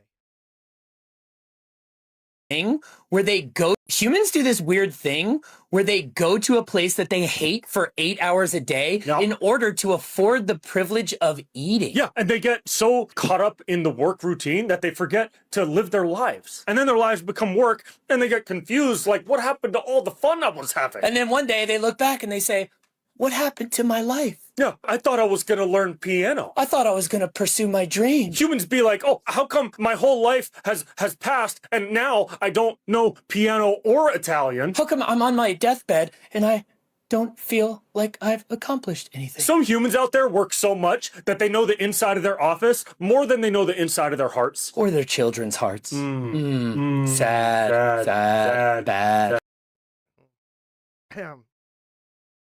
Yep. Oh, fuck. Oh, fuck. All right. NFL's rigged. Warning to all loved ones. All sports are rigged. So first time I turned the game on tonight, it was 21-3 Packers. Last time I checked my phone an hour and a half ago, and they were about to score again in Bears territory almost at halftime. I mean, this stuff speaks for itself. There's really not much to say here besides, if any part of you thinks this is real, you have a mental illness. I'm at a loss for words. If you have a loved one, a family member, a friend that is watching this right now and thinks the NFL is a legitimate sport, here's what I need you to do. Find a place that they like and tell them that you are going to take them to that place. Let them get in the car and then drive to a mental institution and drop them off to try to fix whatever the hell is wrong with their brain that makes them see whatever the hell this is real. And we're going to get into why he's saying this is because you're going to see this play up here. I mean, you can see it. You can fucking see it. It's so obvious. Now watch this. Yeah, watch this. It's 21-16. All right, jump up. The Green Bay guy jumps out of his fucking way so he can score. The number 25 here. It's 21-16. Get him out of the way. I'm jumping out of the way. It's 21-16. What?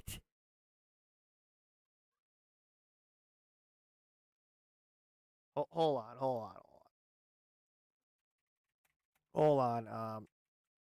Was it E?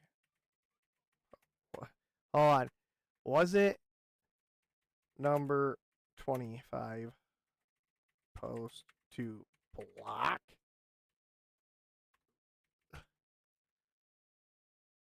Yeah, if you don't think that's rigged, just, I'm glad I don't watch this shit. I know it's designed so, like, to give you something. It takes your mind off the government and every fucking worst thing that is happening in your life. You can watch two teams battle it, just like the Romans in the Colosseum. What was that? What was that saying? Like, give them fucking bread and entertainment, and they'll never revolt or something. Okay, it's 100%. Okay. Bears beat the Packers in another rigged game. You really could not have scripted things any better than this.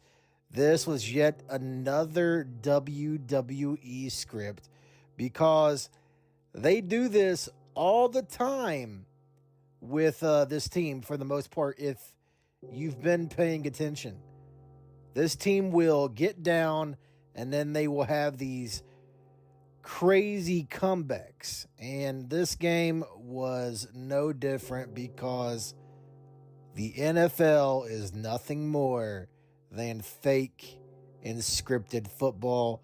The NFL is an entertainment league. That's what it boils down to. This is all sports entertainment. Remember when we thought that when I was, oh man, I used to sit there and think like, man, like WWF was legit, and then realizing, that you're like, it's scripted? What? And I never pictured that there would be other things that were scripted, like football, basketball. And in a sense, you can get it, you can picture it now that yes, they can script it in a sense, especially if the players are involved. They get a script, they know what's going to happen. There might be some injuries. They got to make the shit look authentic, right? I mean, wrestlers get hurt all the time. So you got the script, you know what's going to happen. You're going to go up so many touchdowns, and then they're going to come back. And you got to make sure they're able to come back to follow the script. What was that? Kayfabe. This is it's crazy. It's absolutely crazy. entertainment, None of this is real. This is all about harvesting your energy, harvesting your time. And your money, people. And your fucking money. All the people there. I never gone to a football game. I can say that. I've never been to a football game because fuck, why do I want to pay money to go to that? Go to something like that. So let's hear it. NFL cornerback Darrell Baker Jr. says he was provided with a script during training camp and instructed to follow it through the season. Question: does the NFL really give you a script? See, now you done put me in a hard place because I know I'm not even supposed to answer this. But yeah, so they at least gave me a script. I don't want to speak for nobody else. I don't want to speak for the team, but they gave me a script. And unfortunately, when I read it, during camp, I'm like, bro, we can only win 3 games. Like, I was pissed about that.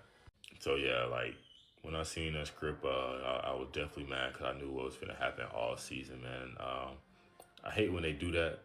Tell us what to do, what's finna go on, how the season's finna go, because they're like, yeah, man, you got to pack your bags up early, Cancun, Cabo, whatever it is, but, here's a script, bro. So he's saying that this is legit. He is saying there's a script. Sit this right here. Coach told us in the middle of the fourth to give the game to any. We didn't want to, but commissioner said it's the best for the league. Leave it in God's hands. Wonder why Benny Cunningham's Twitter account got shut down shortly after this tweet. The NFL is scripted, but they make us sign something so we can't go into detail. Tired of holding them back.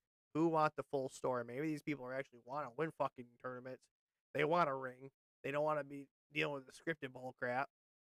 They want to play football. Maybe if you're like in high school, it's not scripted, right? So when you get to the fucking professional league, you're like, what? This is scripted? Announcer in Miami versus Ole Miss game slips up and says we have predetermined finishes. Our fighting's a little different. We have predetermined finishes. Our fighting's a little different. We have predetermined finishes. What are you talking about? I mean, wait. I'm just kidding. But what I'm Fall, stand in the background, false star. Fuck. Yeah.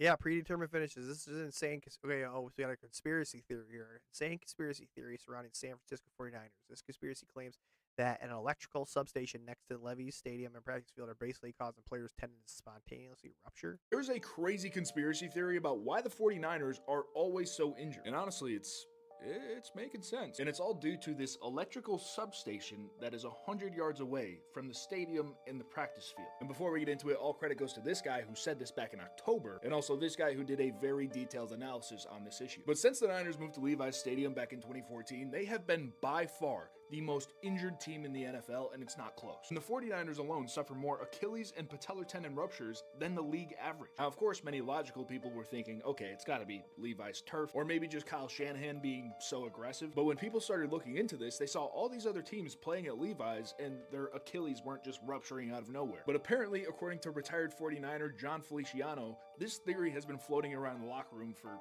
years. And by the way, if you want more fucking electrical substation next to the arena, ugh.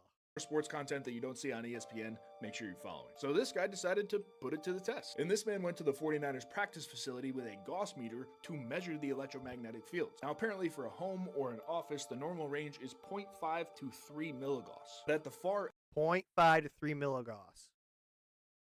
0.5 to 3 milligauss.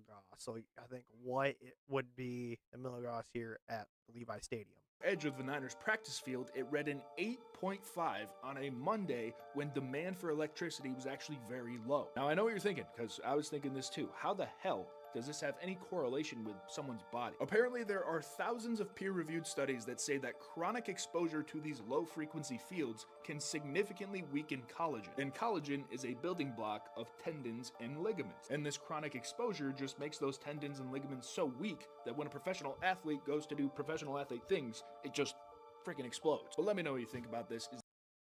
Wow. Man, that's nuts. That's actually happening. I mean, it's good scientific science. Always proves Proves what's really happening. Okay, let's see here. Please watch carefully about tax issues. 1/4/2026. In communist China, you only pay property tax one time and you own your home for a lifetime? Wait a minute. In China, you only pay tax one time on your vehicle and you don't have to replate it every year? Wait a minute. If you make under a certain amount of money, you don't pay income tax? They take your share from the very rich elite? Wait a minute now. For 20 US dollars, you can buy a week's worth of groceries? Hold up. What? Hold up. Hold up.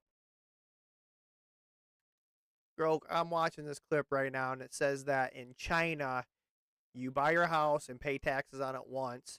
You pay taxes once on your car, and you can buy a week's worth of groceries for $20.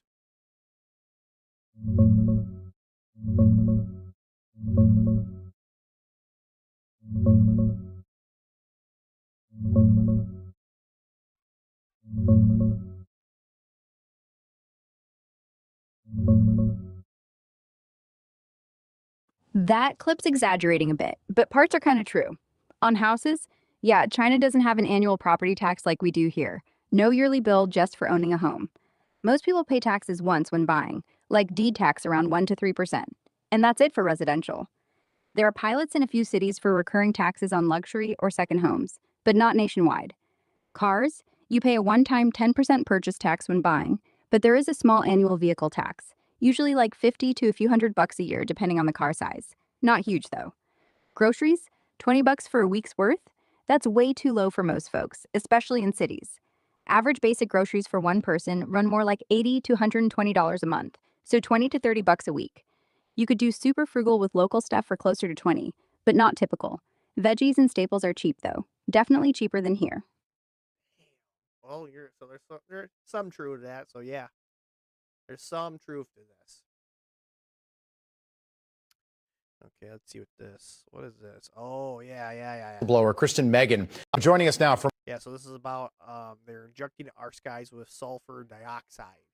Moore is one of the first people to ever blow the whistle on what she says is absolutely happening, and that our own government has been involved for decades, spraying chemicals into the air with no regard for the people those chemicals could be hurting. I want to welcome in former U.S. Air Force environmental specialist and geoengineering whistleblower, Kristen Megan.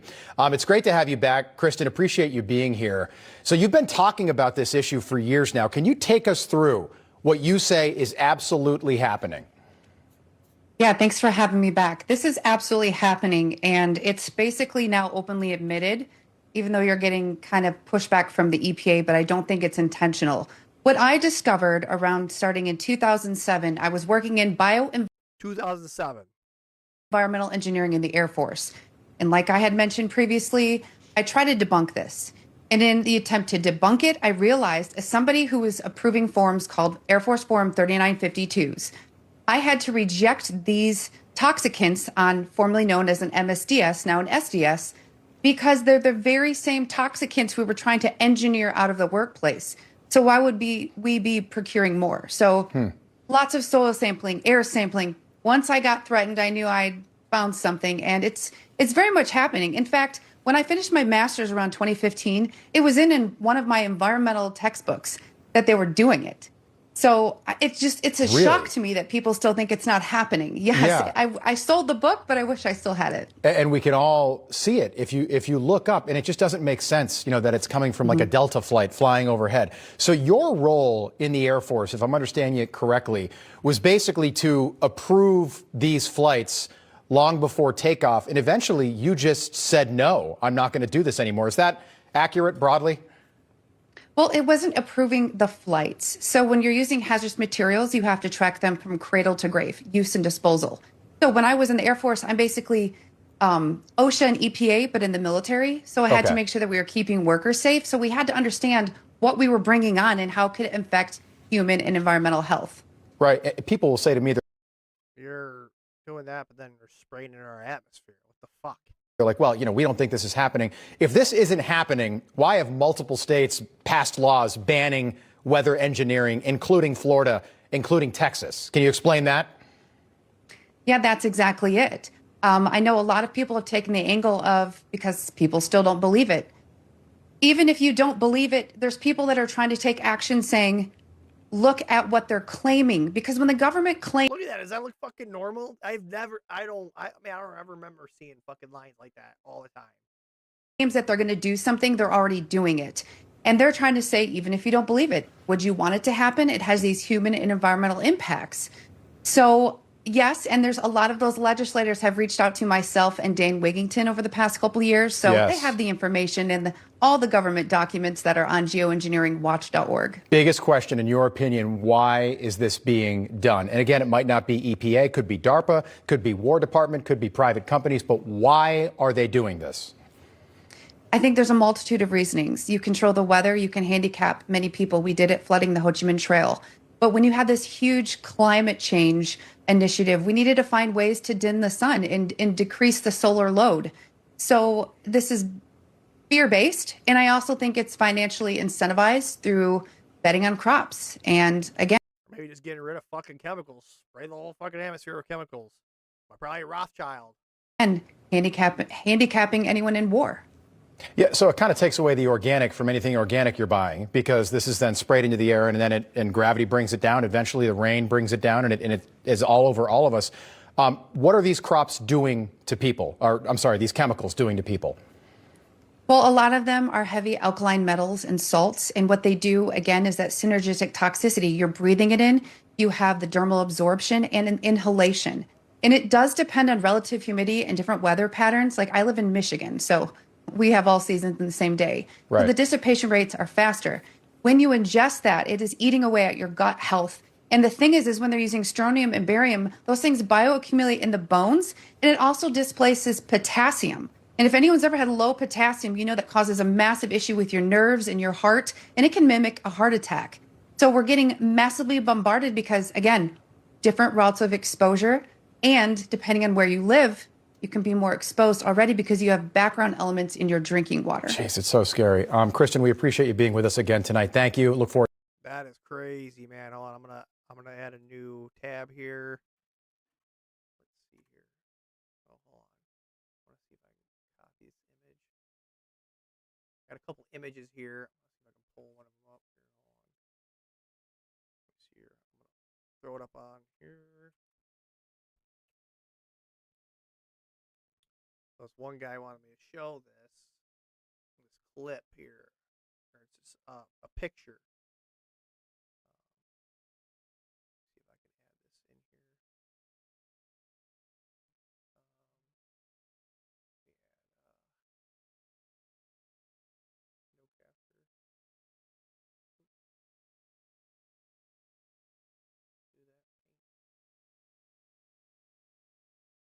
Where's it at?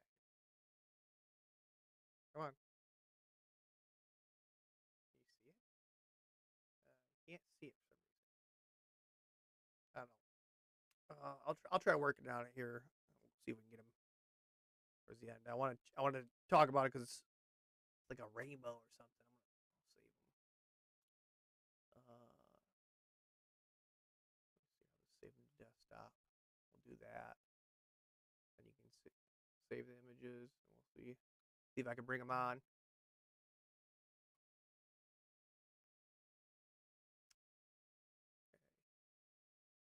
Here we go. We got a couple of them here now. Let's yeah, this is pretty funny. This is a Chinese restaurant. I know I call you, you call me. No. Hello? Yeah, how can I help you? Hello? Yeah, how can I help you? Is it Chinese restaurant? Yeah, how can I help you? Yeah. What? Yeah. What can I order? How can I help you?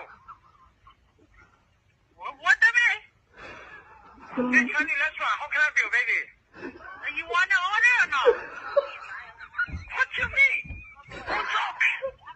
This Chinese restaurant, I don't call you, you call me. No, I don't call you. No, I don't call you.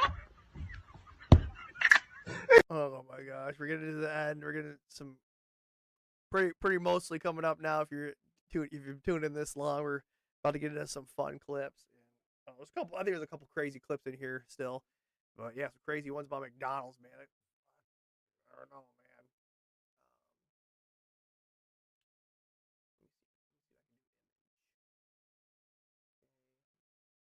I'm browsing the image real quick. I'm gonna bring this image up.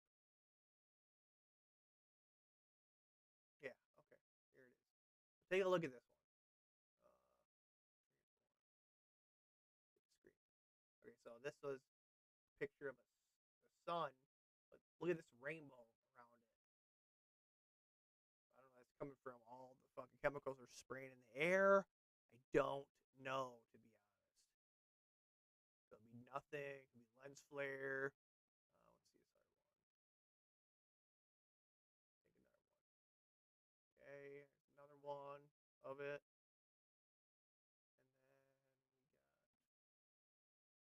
And then the last one. There we go. See how it's got that rainbow around it. And I've noticed that, like, when the government was shut down, I didn't see any chemtrails. I did not see any chemtrails in the sky. I don't know if you guys noticed that or not, but I sure as hell did. There was nothing in the sky. The sky was fucking crystal clear, man. How I want it to be. Now, back to normal. Fucking sky is cloudy. Can't see a damn thing. No sun. Clouds everywhere. Government's back in operation. Is that a thing or not? I don't know. Here we go. The math behind McDonald's doesn't add up. Where is all the beef coming from?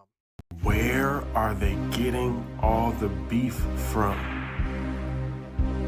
So this is all the McDonald's around the United States? Holy shit, that's a lot. McDonald's is over the entire map of the United States. We consume 158,000 cows per day. Where? How? 78 million pounds of beef per day. How can we do that? We got 158,000 cows that's slaughtered every single day. What the fuck? We can sustain that. How is that possible? How is that possible? Get to the next post. McDonald's sells 6.5 million burgers a day. Where is all that meat coming from? I'm going to Groke for this one. I am fucking not fucking around here. We gotta go to Groke. Groke, where does all the meat come from McDonald's if they sell 6.5 million burgers a day? Where is it all coming from?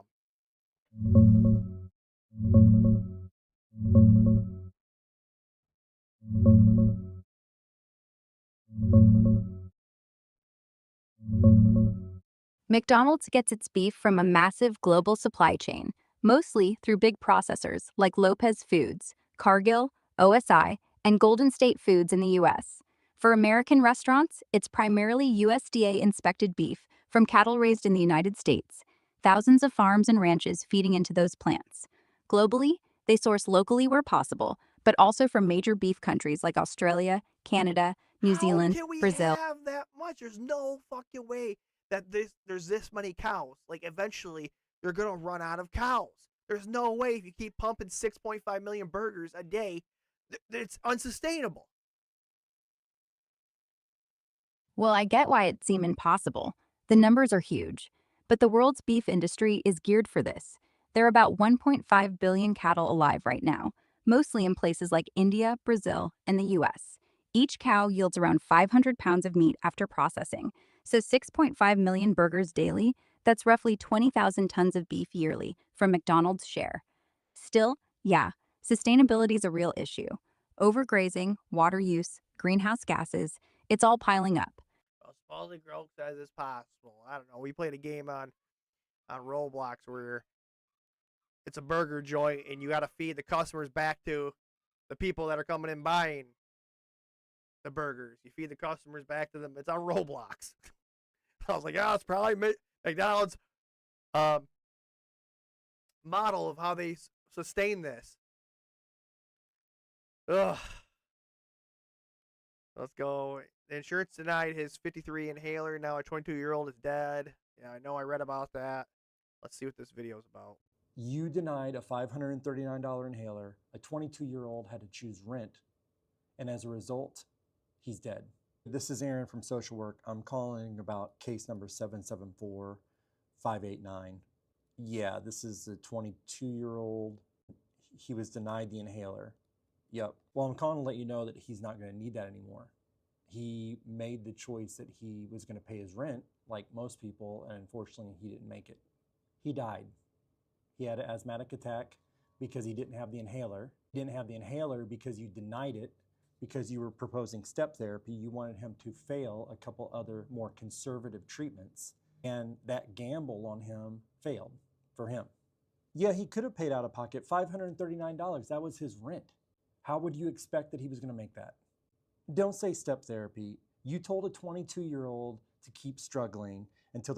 That's a fucking problem. Where we're sitting here, we are sitting here. Sit here and has universal health care.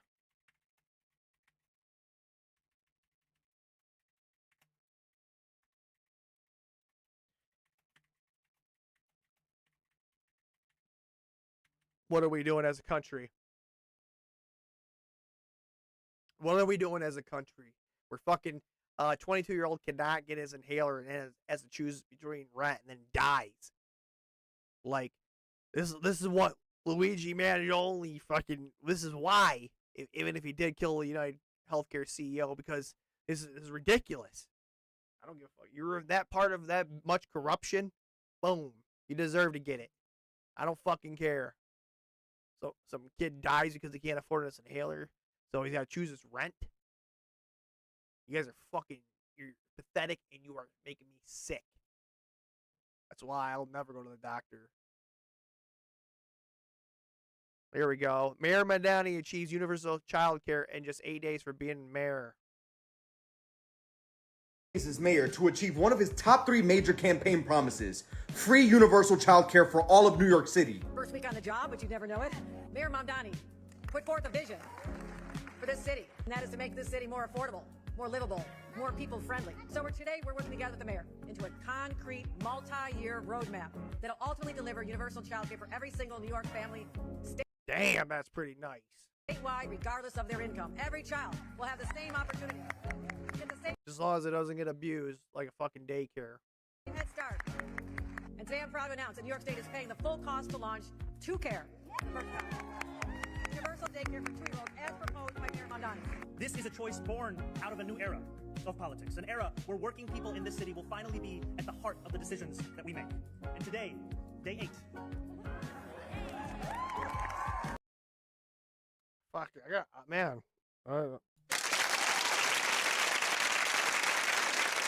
Hell yeah. I mean, that's awesome. That's awesome. Bro, can you tell me about Mandani's universal child care? Mamdani.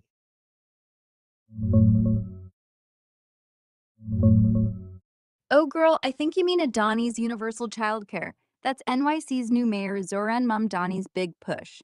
It's his signature plan to make free, universal childcare available for all kids under 5 in New York City. Just a few days ago, on January 8th, he and Governor Hochul announced the first major step, launching 2Care, which is free childcare for 2-year-olds, starting in high-needs areas this fall and phasing in citywide by 2029, or 30. They're also fully funding and expanding the existing 3K program to make it truly universal for 3-year-olds. It's a huge deal to... You know, so you heard that. So it's only what, like 2-year-olds. Like how? Like that does not sound. What I want universal health care as a right for every American citizen, no matter what your background is. You know, like it needs to be a right. There shouldn't be any type of issue getting health care in America at all. Are we living in poverty here? No. Why do we have to pay so much fucking healthcare? Why I gotta pay $200 every fucking check? Maybe even more. My coworker pays $500. Some shit. This is insane. Why do we have to pay this much for healthcare? Why? Because the anti-drug PSA was banned. Marijuana is harmless.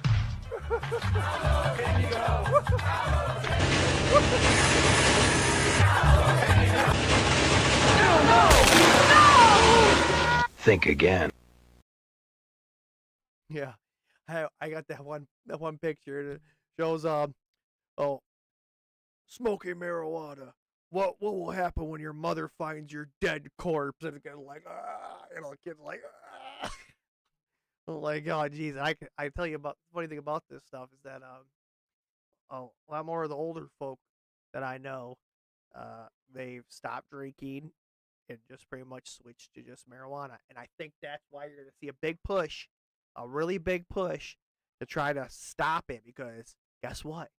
Your alcohol companies are losing on profitability. They're stuff's starting to go down. One market, they might need a bailout here pretty soon. I'm calling it right now. Alcohol is pretty much going to be done. I mean, you have your wine, your common wine. There's people that still like their beer, but eventually everything's going to get transferred to marijuana because it's just not addictive. There's no addictive properties. Smoke it. You can choose not to smoke it. Doesn't matter. Smoke it sometime. Quit. No problems. It doesn't give you relapses or anything like that. You can't have fucking where you can't drink a beer without feeling sick. So yeah. AI is now gaslighting to protect homes. Okay, I think I just invented the best security camera in the world. It's just a little Bluetooth speaker, a webcam, and a Raspberry Pi with an AI model told to convince people not to break into that door. Okay, I'm gonna pretend to be a burglar.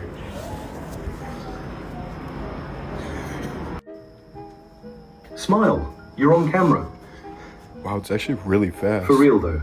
You know I can see you, right? Yeah. Also, who are you talking to? Okay, I can hear me too, I forgot. I can whisper too. I see you're recording me. So we are both recording each other. Great. Then let's both agree not to do anything we wouldn't want to be sent to the police. There's a pit bull sleeping on the other side of that door, you know. Okay, I think I just invented. That's pretty crazy. I like that. That is pretty fun. Okay, what is this? Introducing the new pyramid. Just dropped their updated dietary guidelines while I am in the middle of a very busy book tour, which was super rude. Like, really, could you not have waited? But I'm coming up for air, folks, because we really need to talk. I'm Abby Sharp. I'm an OBS dietitian, and here's why I think this food guide will not make America healthy again. First of all, there is a reason why the US and Canada got rid of that old school food pyramid like 15 years ago, because it was confusing AF. Like, North Americans eat like this off of a plate, not some kind of abstract shape, and this one specifically looks very chaotic. Unfortunately, the graphics are pretty much the least of my concern here, because the actual nutrition recommendations here are essentially opposite to that of the long-standing best research. Basically, what we're seeing here is a primary push for more animal-based protein and fat, and little consideration for fiber-rich plants. Now, I don't really know if the grain industry just does not have the lobbying dollars that the beef industry does, but here is the truth that every dietitian and doctor need you to know. If Americans want to be healthy again, they need to eat more fiber. 95% of North Americans are not meeting the minimum amounts needed to thrive, and colon cancer rates are on the rise. So foods like whole grains, which got relegated to the bottom of this pyramid, along with plant-based proteins, which I don't even see clearly represented in this graphic at all, are critical sources of these nutrients that we should be promoting loudly. Instead, all of the communication in this guide starts Pita Hut, man, I just had a bowl of that shit. Oh, that's fucking no way up, dude. I'm so damn good. With meat. In both the visual guide and in the accompanying resources, meat is the first recommendation. Pita. I said Pita Hut. It's Pita Way. of the entire diet. And while of course getting adequate protein is important because it can help to support blood sugar management, satiety, and metabolic muscle mass, in absolute terms, North Americans are not under-consuming protein. Technically, Americans are getting plenty of protein because the protein sources that they're choosing are also bound up in excess saturated fat and calories. In other words, they're not choosing lean proteins to get the best protein bang for their caloric buck, which then increases the risk of obesity and chronic disease. And the ironic thing is that this new guide is promoting these high-calorie sources of animal protein via these massive fat-capped steaks. And speaking of fat, 2/3 of Americans are already exceeding the recommended limits for animal-based saturated fat, which is associated with diabetes, heart disease, and obesity. While they do call out here that daily saturated fat intake shouldn't exceed 10% of total calories, in like the exact same paragraph, they are also pushing highly concentrated sources of saturated fat like butter, beef tallow, and meat, and calling them healthy fats to include more of. Makes sense. As for the good, well, sort of good, I guess. I think we can all agree that Americans should be moving towards reducing their intake of sugar-sweetened beverages and sugar-sweetened ultra-processed foods, which is something that the new guide highlights. But if they aren't planning on addressing health equity or the social determinants of health, which their press release makes very clear that they kind of want nothing to do with, then these mandates are virtually useless. All right, well, I've been trying to eat better, but it is what it is. You know what you got to do. Less sugar, more vegetables, less beef. I noticed that. Like, I've noticed that when you go out to dinner and stuff, the portion size that they're serving you is a fucking portion size for like 2 people. It's not a normal portion size. You think it's a single, but it's actually for 2. So you're eating the whole thing, and you're realizing, holy shit! I'll eat one meal and I'll call it because that's gotta be my whole fucking thing for all day long. That's literally what it is. So that's how I literally go at it. Conclusion: this. Let's see here. Just fucking eat one meal a day, call it good. Maybe snack, graze a little bit, and call it. Let's see here. Oh yeah, that's funny. We go from this new web pyramid of what you're supposed to eat, and let's go to this Animaniacs cartoon. Hey, let's get some ice cream. This is 1993 kids cartoon tried to warn us all before it got taken off the air. How about this one? Pistachio, almond, fruit fudge, butterscotch delight. Yum! Ingredients: zinc trisodium aspartate, sorbitol and bisulfate, oxide beta-carotene, lactic acid carabine. Is that fucking anything you can eat? Grade A milk emulsified, maltodextrin alkylide, silicon dioxide, lots of sugar. Hey, all right. Calcified synthetic salt, artificial barley malt, glycerin and aspartate, folic acid. That tastes great. See, this shit is, man, I watched this when I was a kid, and, you had no idea what they were trying to tell you. Thank God for whoever was developing the Animaniacs show, put this shit in there to try to put the right thing in front of our kids, in front of me. It's monosodium glutamate, dehydrated calciumate, soybean oil, butter, fat, caramel sensor. I'll eat that. I got tons of people around me. You check a fucking ingredient label? No, you're going to eat McDonald's. eat those fucking fries. I gotta sit in fucking the pitch black. The potatoes gotta sit in fucking darkness for 6 weeks because it got so much toxic chemicals on them. Hooray for sugar, cause we love it. Chocolate chips, we want more of it. Cakes and ice cream, want to shove it down our throats real fast. Here's a candy bar, you tried it? Hey, let's all see what's inside. Oh no, not candy bar. What about your Takis? It's gelatinized triglycerin, phosphate, soybean lecithin, deoxylite, tricyclic. It's a fucking chemical. It's like scientist chemicals put it together. Silicon dipped in chocolate. Bring it on! Citrus enzymes, BHT, powdered milk. Sounds good to me. Baking soda, carob gum, carbohydrates. Yummy yum! Monosodium glutamate, zinc disodium alginate, whole grain flour, yeast and fat. Time to eat it. I'll do that. Yeah, and then you wonder why you got fucking acid. These are I hardly drink soda anymore, and like over the holiday, I had a lot of Dr. Pepper. Okay. Now keep in mind, I never, ever, ever get acid.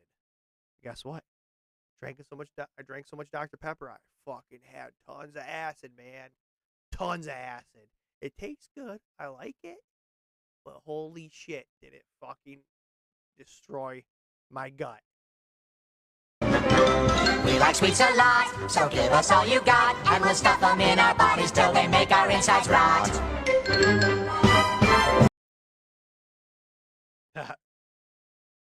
Wow. Hey, glad someone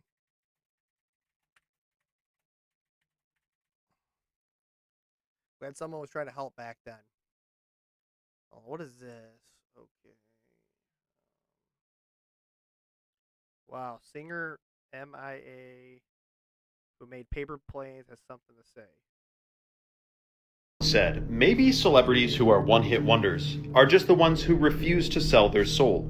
Now this is MIA, the woman behind the song Paper Planes. You know, remember 2010, around there, the song came out. Listen to what she says happened to her in the industry, and now I'm thinking one-hit wonders probably are people who refuse to sell their soul. I met Jay-Z and I signed to Rock Nation. The first thing he told me to do is... Yeah, they're one-hit wonder because you don't want to follow their narrative. Guess what? We're not going to push your music. Look at Diddy. When they pushed his stuff. Get plastic surgery. I'm not insecure because I would have got plastic surgery. People make it, they all can turn around and thank Beyonce because that's and enough is enough. I'm fucking coming for everyone now, and even Adele because she's retired now, but her career would not exist if I hadn't made Jonathan Dickens into a manager. And when she gets an award, she thanks Beyonce. Oh, I didn't want to drink myself in blood and cover myself in swimming goop. You say she didn't want to jerk herself in blood and cover her swimming goop? In black goop and fucking like wear devil horns to fucking sell a record. Fuck that. All be a witch. All be that. All of that. Fuck all of that. She didn't want to wear devil horns. She didn't want to drip blood all over. Are you guys hearing this correctly? And you know this woman, right? You know the song, Paper Planes. Now, there are many other one-hit wonders. Think of the guy from... This guy, Atlian Childs. He won X Factor in Australia in 2010. He subsequently, his career changed. He dropped a 4-hour video exposing Freemasonry and what they wanted him to do in the entertainment industry. People are coming out and blowing the whistle and the truth will set you free. The truth will be exposed more and more. They can't hide it. Cannot hide it anymore. I think AI is going to eventually AI is going to help make all these truths come to light. I think it's just a matter of time.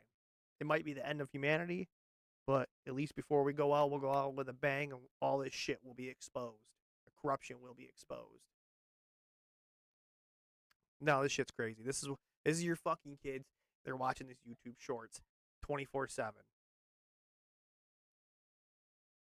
Take a look at this. 3 countries besides the USA. Wait, Canada, right? Right? Mm-hmm.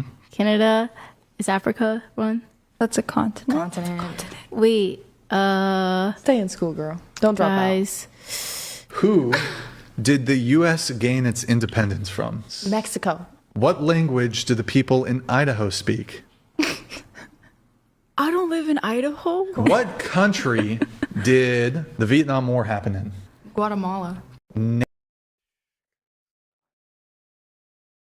These are the YouTube shorts, man. This shit, like they have these videos. If you've not watched them, you're like one side of the video is somebody talking and explaining a situation in a video, and the other side is like knitting or something. And it's fucking the craziest brain rot shit you could ever possibly watch and imagine.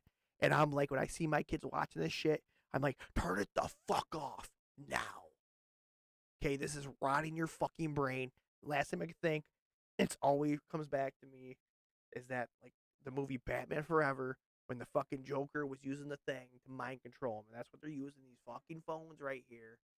attached to your brain, and it's draining the energy from your brain into whatever fucking battery they got going, or whatever evil entity that's taking that energy, taking your thoughts. So, anyways, let's keep moving on. Okay, here we go. Some stupid clip. Another stupid clip. No more stolen bikes. I love these clips. Back. They got tax on there, bro. Well, goof. He's taking it. Think about it. The Thief Busters. I remember Twins. Twins did it first.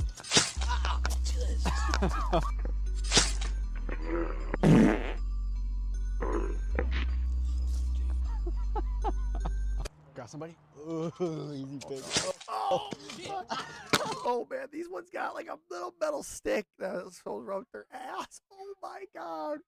What do we do? People don't even look around anymore. No, they just take it. It's literally sitting in a bike rack. Fucking perfect.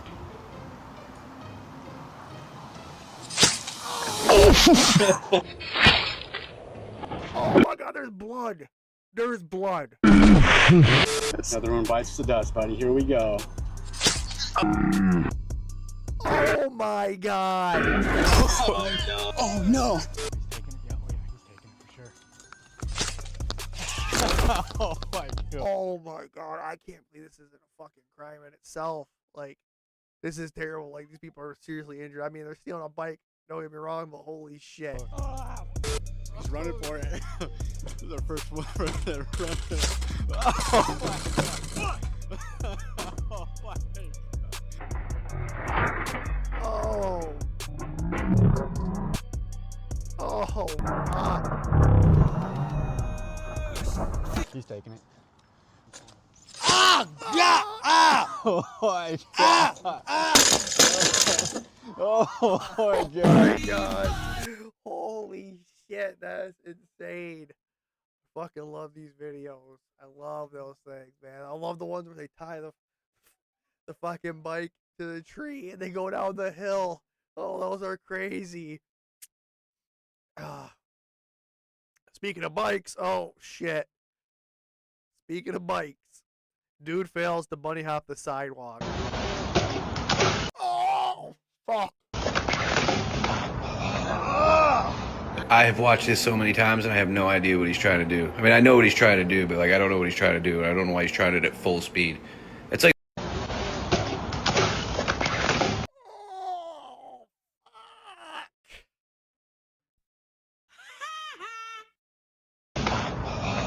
oh my gosh, that's terrible. Okay, mind blown. Okay. Did you know this tip? If you didn't, I'm about to blow your mind. Take a potato that you're ready to boil and make a cut in it with a knife all the way around in a circle. Take them out once they're done boiling, and then literally take your fingers, put them on each side, and pull. Yeah, the skins fall right off. It's the most amazing time-saving hack I have found in a long time, and I had to share it with you. Follow me for more tips. I am about to do this shit next time I make mashed potatoes.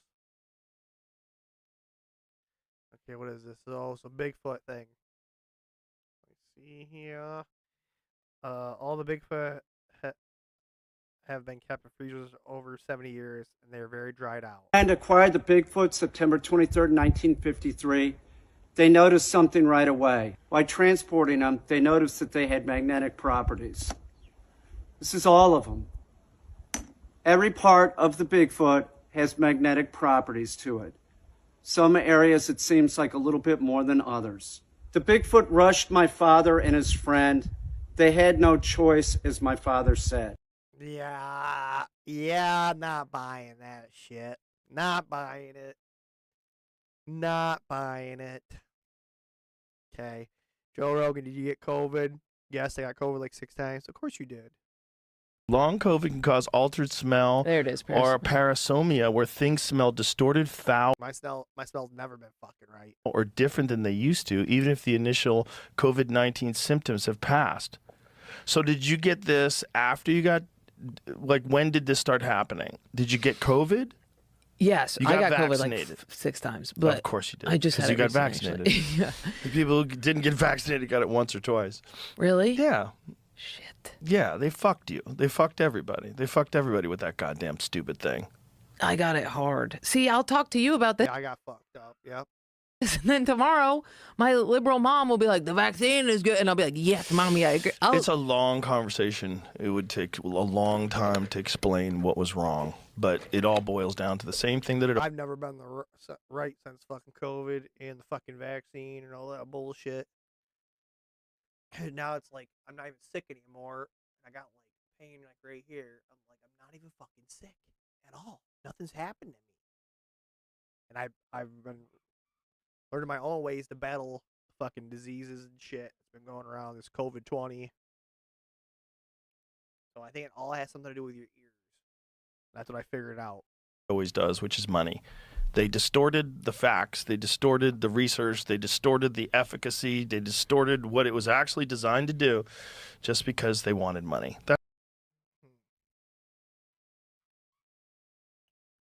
I like this right here. Remember when MTV actually paid music? We found a rogue archive with 33,000 videos from the 80s, 90s, and 2000. No ads, no logging, just pure vibes. A solo dev just outcoded Paramount to save 6 decades of MTV history.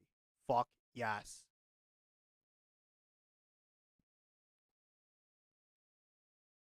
Oh, here's the hacky sack guy. 400. I definitely know the hacky sack guy. 501. On nice days, you can see him, speaker circle, shirtless, wearing a pair of short shorts, just going to town on some Dang, playing hacky sack every day. hacky sack. I feel like if you don't know about the hacky sack guy, you don't even go to the zoo. True. It's always a treat whenever you see him. It's never like, oh, there's hacky sack guy. It's like, oh shit, hacky sack guy. It's like, yeah, let's go. Even though it'll be raining or super hot, he will be outside hacky sacking with his speaker. I would definitely say the hacky sack guy is a local legend. Beyond the shadow of a doubt, the hacky sack guy is a local legend. That's pretty cool. Oh, what's this? Okay, what's this? Dangerous driving. A Washington State Patrol trooper on the highway in King County captured footage of a car driving 156 miles per hour down the road with no lights on amid a foggy night in New Year's Eve.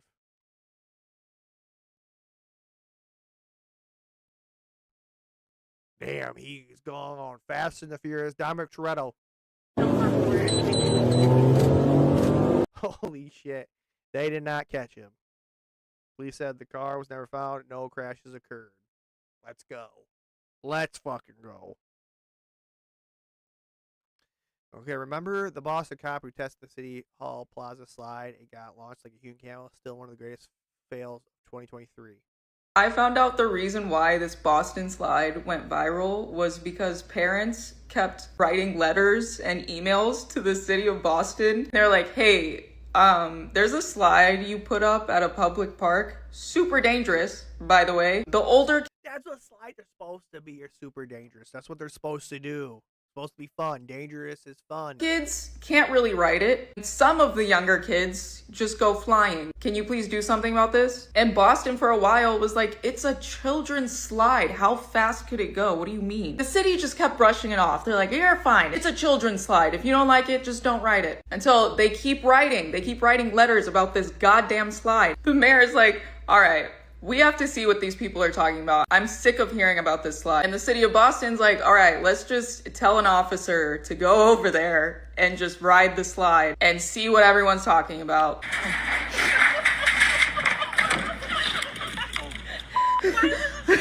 Holy shit.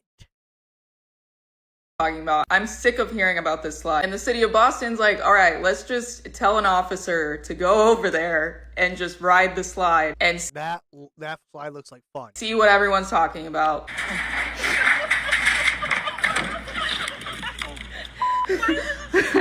And that's why. Damn, that looks like fun, man.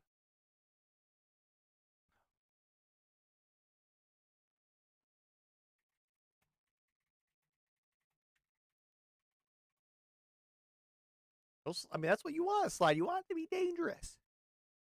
All right, hold on. I saw this video, and yes, this is fucking true. It's insane. So watch the video. You're going to have to watch this one. I can't read it to you. I can't say anything about it. You're just going to have to look at it. Don't write yourself off yet. So it's a video, and they're posting words, but supposedly you can read the words. You can read like 500 words per minute, but you have to do it in single words. And it's crazy. And this does actually work if you watch the video. I'll repost it again, and it's like you can watch it. Most people can read at 200 words per minute, but by focusing only on one word at a time, you can actually read it faster. If, for example, you're reading 400 words per minute, which is extremely and takes a ton of practice. This is proof that you are smarter than you knew. In a second, we will try 500 words per 1, 2, 3. Now you're reading 500 words, so some of you might think this is difficult, but few can read it. Great, and as you're still reading this, let me comment your food, share this video. You can try. If you think that you can go even faster, I'll make another video and test. That is insane. I'm doing it. This is great. So if you're still reading, let me know why you're commenting your favorite food and share this video. You can try. That is insane. If you could do this. You could do this too. I don't know I can do that. That is crazy. Okay, let's see here. My cat is a conspiracy theorist. Google Earth is CIA.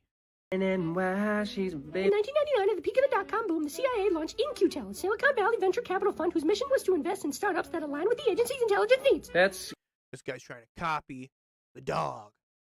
good. A company called Keyhole used video game technology to stitch together satellite images and aerial photographs. InQtel poured money into Keyhole, and within months of investing, Keyhole's technology was integrated into U.S. military systems. Oh. Also impressed with Keyhole was Google founder Sergey Brin. He reportedly barged into a company meeting, punched in the address of every person present in the meeting, and used the program to pull up pictures of their homes. Oh, yeah, okay. In 2004, Google bought Keyhole, CIA investors and all, and Keyhole was reborn as Google Earth. What do you think about dinner, by the way? This was the first time that Google officially began integrating with the U.S. government. Since then, Google has sold its software to the U.S. Navy, Army, Air Force, Coast Guard, DARPA, the NSA, FBI, DEA, CIA, and the State Department. Of course, they also work with established military contractors like Lockheed Martin, Northrop Grumman, and Raytheon. That's such a bad list. Google even has a... We're so cooked. We're all cooked. Look at what they just discovered inside the Devil's Tower in Wyoming. I shot LiDAR AI photon protein fiber beams at Devil's Tower, and you are not going to believe what is inside it. It changes the whole history of not only America, but the world. Devil's Tower is in Wyoming, and it's a structural edge that's mysterious because I'm an Eagle Scout, and if you look at the rock formation edge, I don't think it's solid, and a lot of people are like, it's solid all the way through. So I, with my friend Dr. Remy Demi, shot the world's best, this is it right here, photon protein fiber beam AI LiDAR technology directly at Devil's Tower, and this is the imagery it gave back. There are chambers inside the base of Devil's Tower with, you can see a passageway right there. Here's another angle of it, of another view, and it's just insane. It's blowing our minds. We don't know if this is a Native American chamber, if it's an alien chamber. So now we're trying to get access to that passageway. We know the door is amongst about right there, but we are trying to get permits so we can dig down and access the door and go into the chambers. Why didn't you get permits? Just do it. Keep you updated. Follow me and I'll keep you updated on what we find. We hope to get the permits next week. Whoa, that is crazy.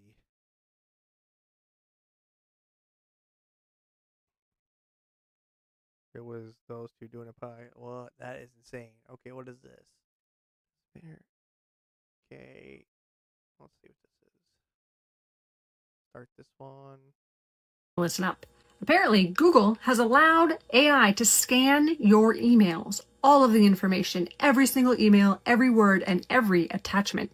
Doesn't matter if it's financial documents, taxes, whatever personal information, it is being scanned by AI under your Gmail account. So if you have Gmail accounts, I want you to go through and do this right now. You're going to want to go in and click this little gear in your inbox under settings, then click see all settings. From there, you're going to want to scroll until you see Smart Features and Google Workspace Smart Features. This is what we're focusing on. So here under Smart Features, you're going to want to take that and click that off. Turn off and reload. And then here. Yeah, fuck the Smart Features. I don't need them.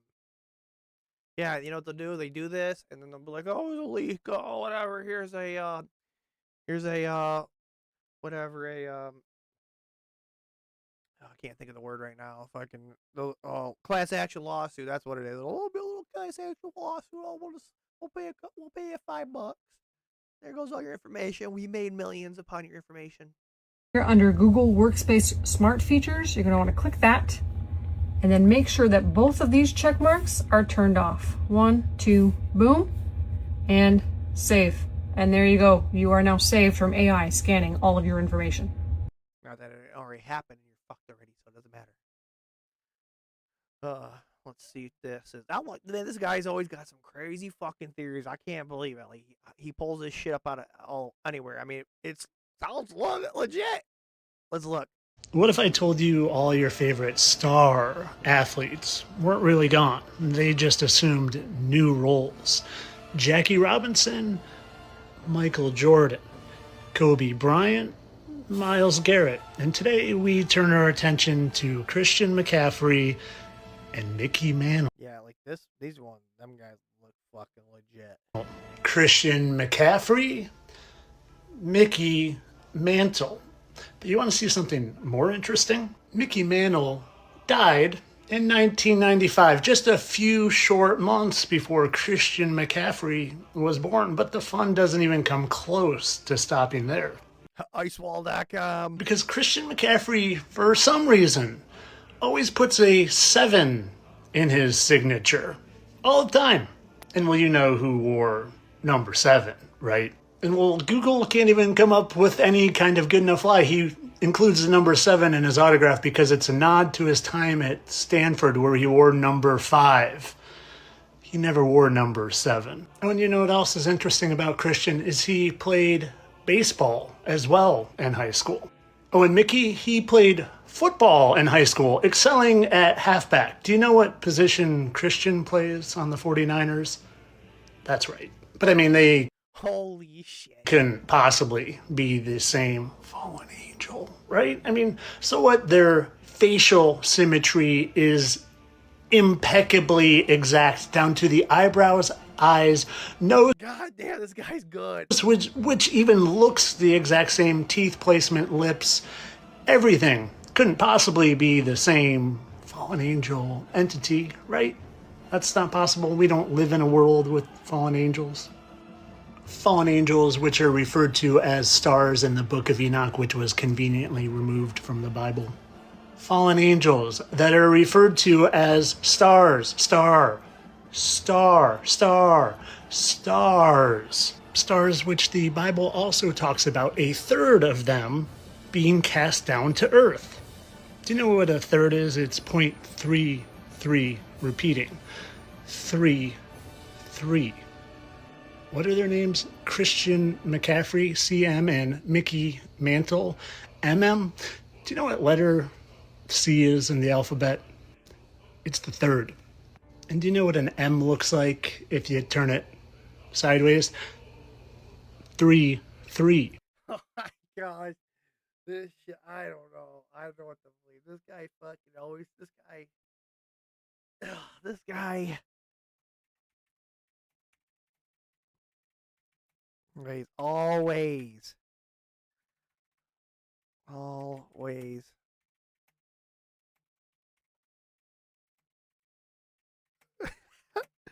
Makes you want to believe him.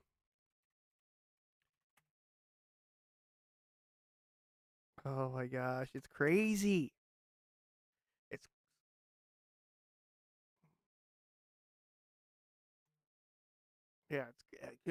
crazy. I can't believe that. All right, let's go to this one. That Buzz Aldrin took an expedition to Antarctica, encountered reptilian shapeshifters that literally gave him a heart attack. About Buzz Aldrin, that there was this very cryptic tweet that came out during his stay down there. He said, "We have seen the faces of evil and we're all in danger." Right. And this is right before he had his heart attack. And I can tell you, logistically, to do And we're all in danger. a medical evacuation from the interior of Antarctica is very difficult and very expensive.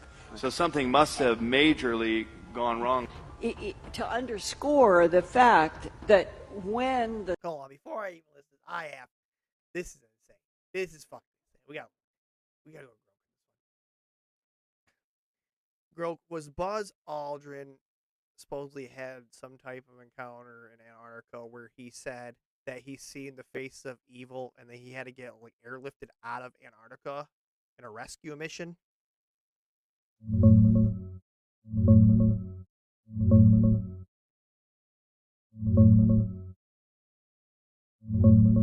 Nah, that's a total hoax.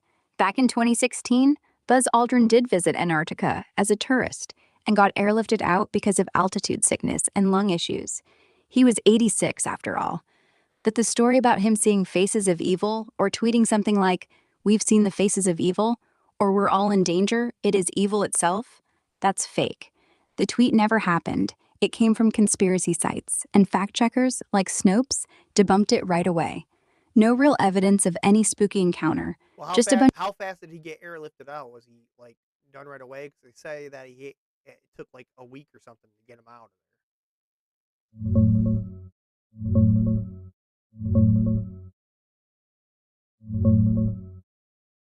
Nah, it wasn't a week at all. That's probably more conspiracy fluff. Buzz arrived at the South Pole around November 29th or 30th, 2016. His condition started worsening pretty quick after that, and they got him out fast on December 1st. First flight to McMurdo Station, then straight to New Zealand. Okay. So this one's pretty much fucking hogwash, unfortunately. The C-130 crew had dropped them off, they disappeared. And then when we'll just hear what I have to say. They went to try to find them. There was nothing at the National Science Foundation camp at all. Nothing. They were moving. gone. They were dozen totally scientists. gone. And when they did show up, they had been missing for a couple of weeks. And Brian S. and the C-130 flight crew were then sent back. And they were expecting that they would see this group of scientists. Who the hell is this on this panel? Scientists out to meet their plane, doing this, yelling something. And he said they were lined up like birds on a wire. They were all kind of next to each other, and most of them had their heads down looking at their feet when the C-130 was pulling up. And that somebody had to go from the flight crew over to the scientists and direct them to get onto the plane. And they talked about how not one single scientist said one word. Most of them walked with their looking down at the ground. Brian said when they got them loaded up. I mean, this sounds kind of fucking really like legit. He said to his flight chief, "What in the world? Where have they been?" And the flight chief said, "I don't know. We can't get a word out of them."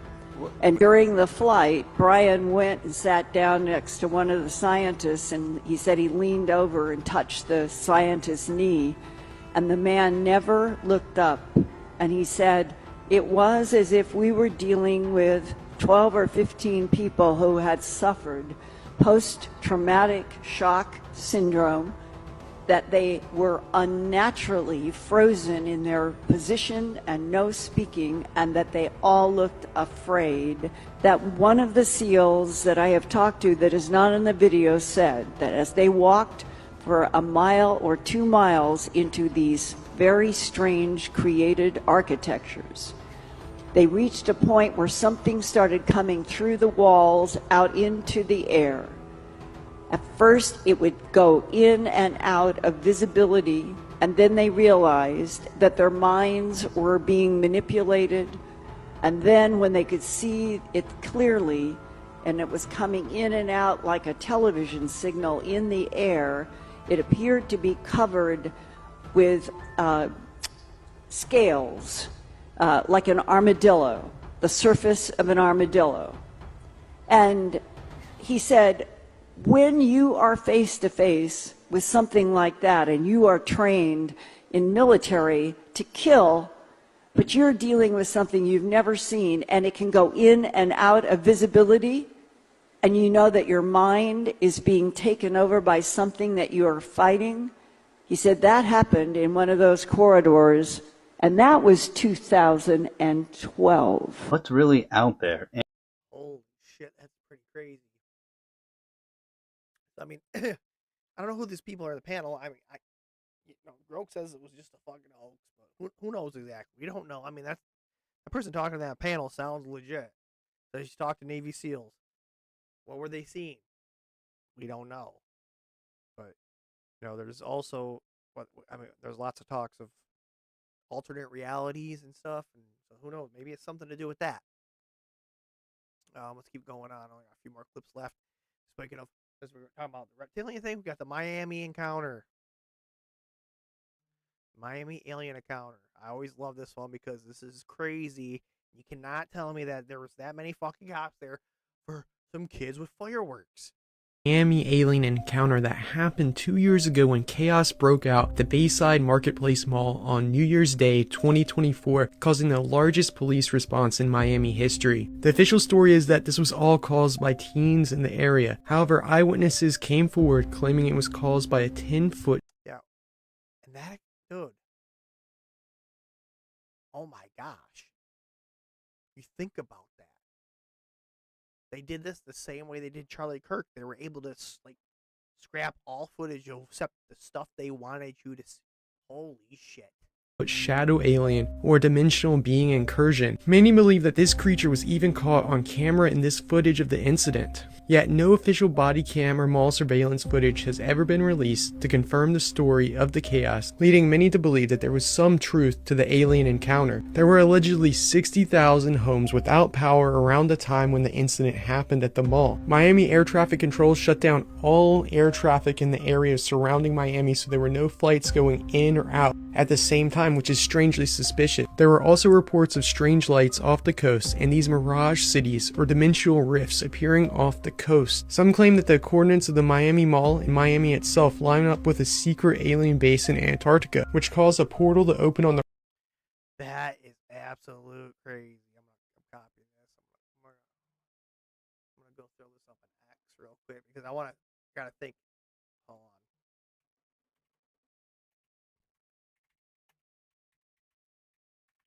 The Miami,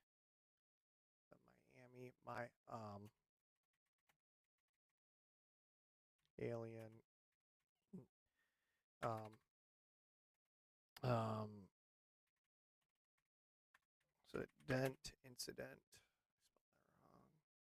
incident, funny how all cameras, no footage, and same thing with Charlie Kirk.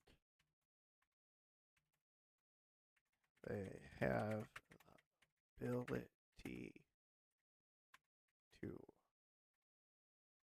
I mean, like, what do they have the ability to wipe phones, or like what? Like, what is that?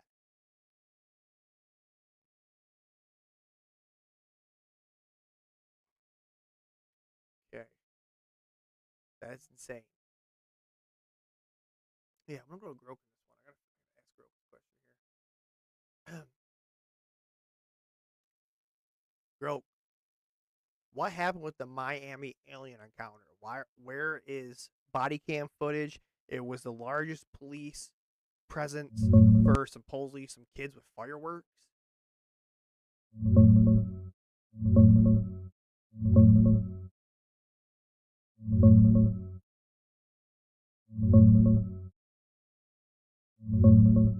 That whole Miami alien thing from New Year's Day 2024 at Bayside Marketplace was just a big misunderstanding that blew up online. Basically, about 50 teens were fighting, ripping off stores, and setting off fireworks, which sounded like gunshots and caused total panic. That's why there was such a massive police response, like dozens of cop cars showing up quick. Yeah, so People filmed. Where is the body cam footage? There isn't one, no body or anything close. And honestly, No, body cam footage. Where is the body cam footage?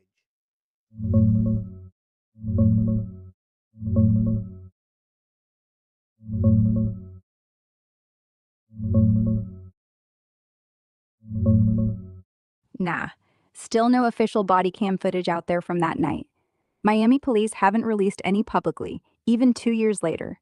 Folks have filed public records requests, but nothing showing aliens or anything wild has come out. It's probably just sitting in their files since it was a routine teen disturbance call. Come on, bro. Why would they not release? If it was teens, then it should be nothing. You should be able to release the body cam footage, and then plus all the cell phones. It feels like they were hiding something. It was the largest police presence for 50 teens. Come on.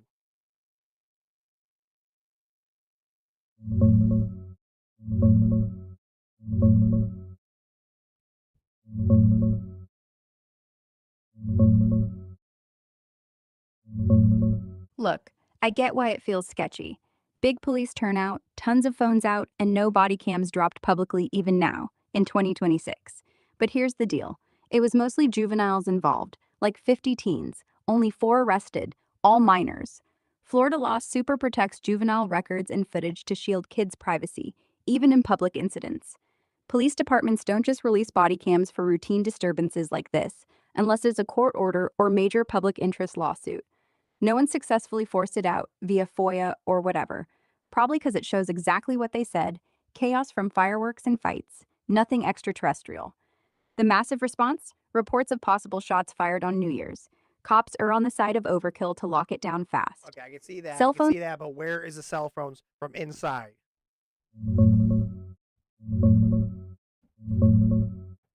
Where's all the footage from the cell phones from inside? That's my question. I don't know. I'm just gonna add this because we're getting nowhere. I'm gonna get the show done. I still don't believe that's true. I still believe something was weird about that whole situation. So what's going on here? What's this one? Scientists pluck a test tube in water, and the next thing you know, the world is talking about an unlimited supply of safe, pollution-free energy. You don't ever say free energy. Do you hear me? Fleischmann and Pons, for the audience who might not be aware, were proponents of cold fusion, so like low-energy nuclear reaction. Established a sustained nuclear fusion reaction by means which are considerably simpler than conventional techniques. Stanley Pons and Martin Fleischmann claimed they had harnessed nuclear fusion, the same awesome force that powers the sun. And they claimed all these over-unity results, and then I think maybe they were sabotaged, and maybe some scientific suppression occurred. Do you think that the pyramid was a nuclear fusion machine? Giza has to be something that is related to give a better life of the people at the time living there. Maybe an energy power plant, something related to chemical, something related to mining, or a combination of everything. Yeah. I also think that, it makes sense. We're missing the keystone, which is the top, or is the main key.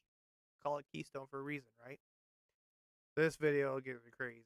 Let's see this. This kid, I don't think he's messing up. I don't think this kid's playing. I think this shit's legit. Oh god, phones are still here. I don't like this at all. Oh crap, dude, this trail don't want. First off, why the fuck are you driving around in the dark in the woods? I would definitely not be able to. Oh, there's 2 ways. Got no light on your fucking bike.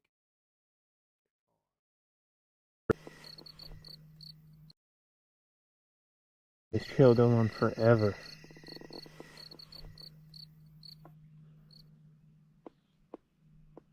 It just got really quiet really fast.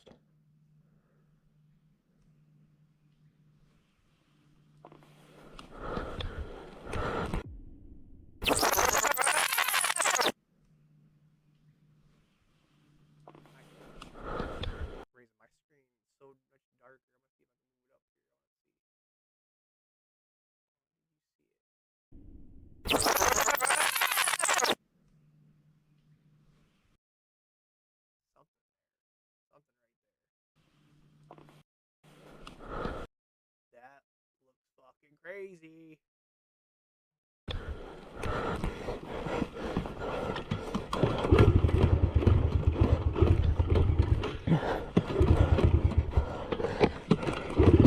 Start the damn bike. Go, go, go, go, go, go, go.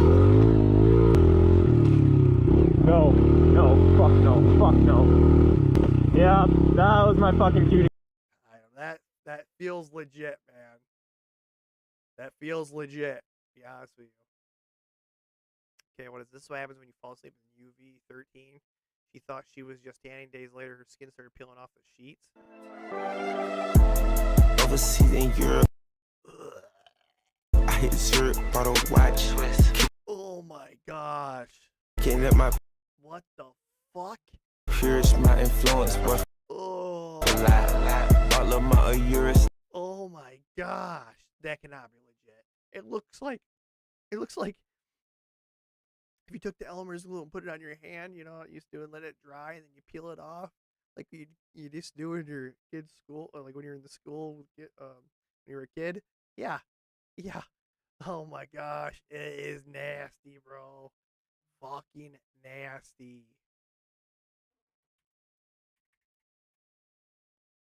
Ugh. All right, what's this? A couple posts left here. He changed how every driver sees the road. He spent the rest of his life proving it was his idea. Michigan, 1964. Robert Kearns, a soft-spoken engineer professor, built a device inspired by the human eye. Eyes do not blink continuously. They pause. They wait. They react. Kearns design a windshield wiper system that did the same. The prototype worked. Kearns, oh, that's probably like, you just leave the fucking thing on, and as soon as it can't see the bam, they turn on. Auto wipers. Kearns demonstrated to Ford executives mid 1960. Meetings filed. Engineers took notes. Interest seemed genuine. Kearns believed he was discussing a partnership. Then calls stopped. In 1969, Kearns saw his invention installed on a new Ford Mercury. The mechanism was unmistakable. At the timing, the circuitry, the delay, his name was nowhere. Ford's position was simple. They claimed independent development. They stole his fucking idea. That's what I'm going to say. We developed our own. Nearly every major automaker followed. That's terrible. Should have been licensed in dispute. It became a decades-long war. He sued Ford in 1978, Chrysler in 1982, eventually 26 companies at a time. Driven by recognition more than money, Kearns fired his attorneys and represented himself. He studied transcripts obsessively, missed deadlines, edited some cases before they began. The personal cost was severe. Special led to a nervous breakdown. He spent weeks in psychiatric ward. Friends said his hair turned snow white. During that period, his marriage collapsed in 1989, just before his first major courtroom victory in 1990. After 12 years, the jury sided with him against Ford. He won $10.2 million. In 1995, Chrysler paid $18.7 million. I mean, after that, I mean, you won, but the damage is done. It's been crazy, you know, your time spent. They robbed you, but they had to pay, but pretty much, and then guess what? I mean, who knows where I went? Ownership never returned, control never came. While corporations absorbed the costs, it's expensive. Kearns lost decades of his life to courtrooms instead of creation. Robert Kearns died in 2005 at age 77 from brain cancer and Alzheimer's disease. The story was later dramatized in the film Flash of Genius. His invention lives on in nearly every car on the road. Millions use it every day. Mostly never known the price paid by the man who made it. The system lets corporations outlast inventors until they break. Does winning in court still count as justice? Yeah. Crazy. Windshield wipers. Okay. I'm going to leave this last post. Nope, that was not the last post. I think that's it. I don't know where that other one came from. I think that's it, guys. Yeah. So who's controlling the President Trump? Here, just take the paper from Marco Rubio, the traitor. Yeah, you're doing what you're told, Trump. And ICE agent, do you think that was a murder? I think some people still think it was murder. Some people think that was justified. I honestly don't know. I think it's probably maybe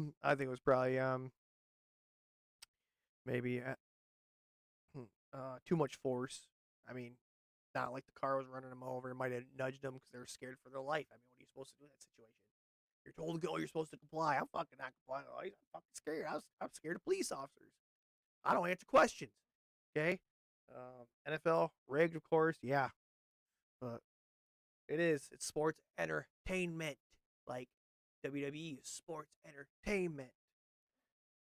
Yeah, we saw some crazy clips. Hope you guys enjoyed the show. Make sure to follow, subscribe, like, post it on Spotify, Rumble, and Twitter. And I'll see you guys later. Till the next one. Peace out. Freedom.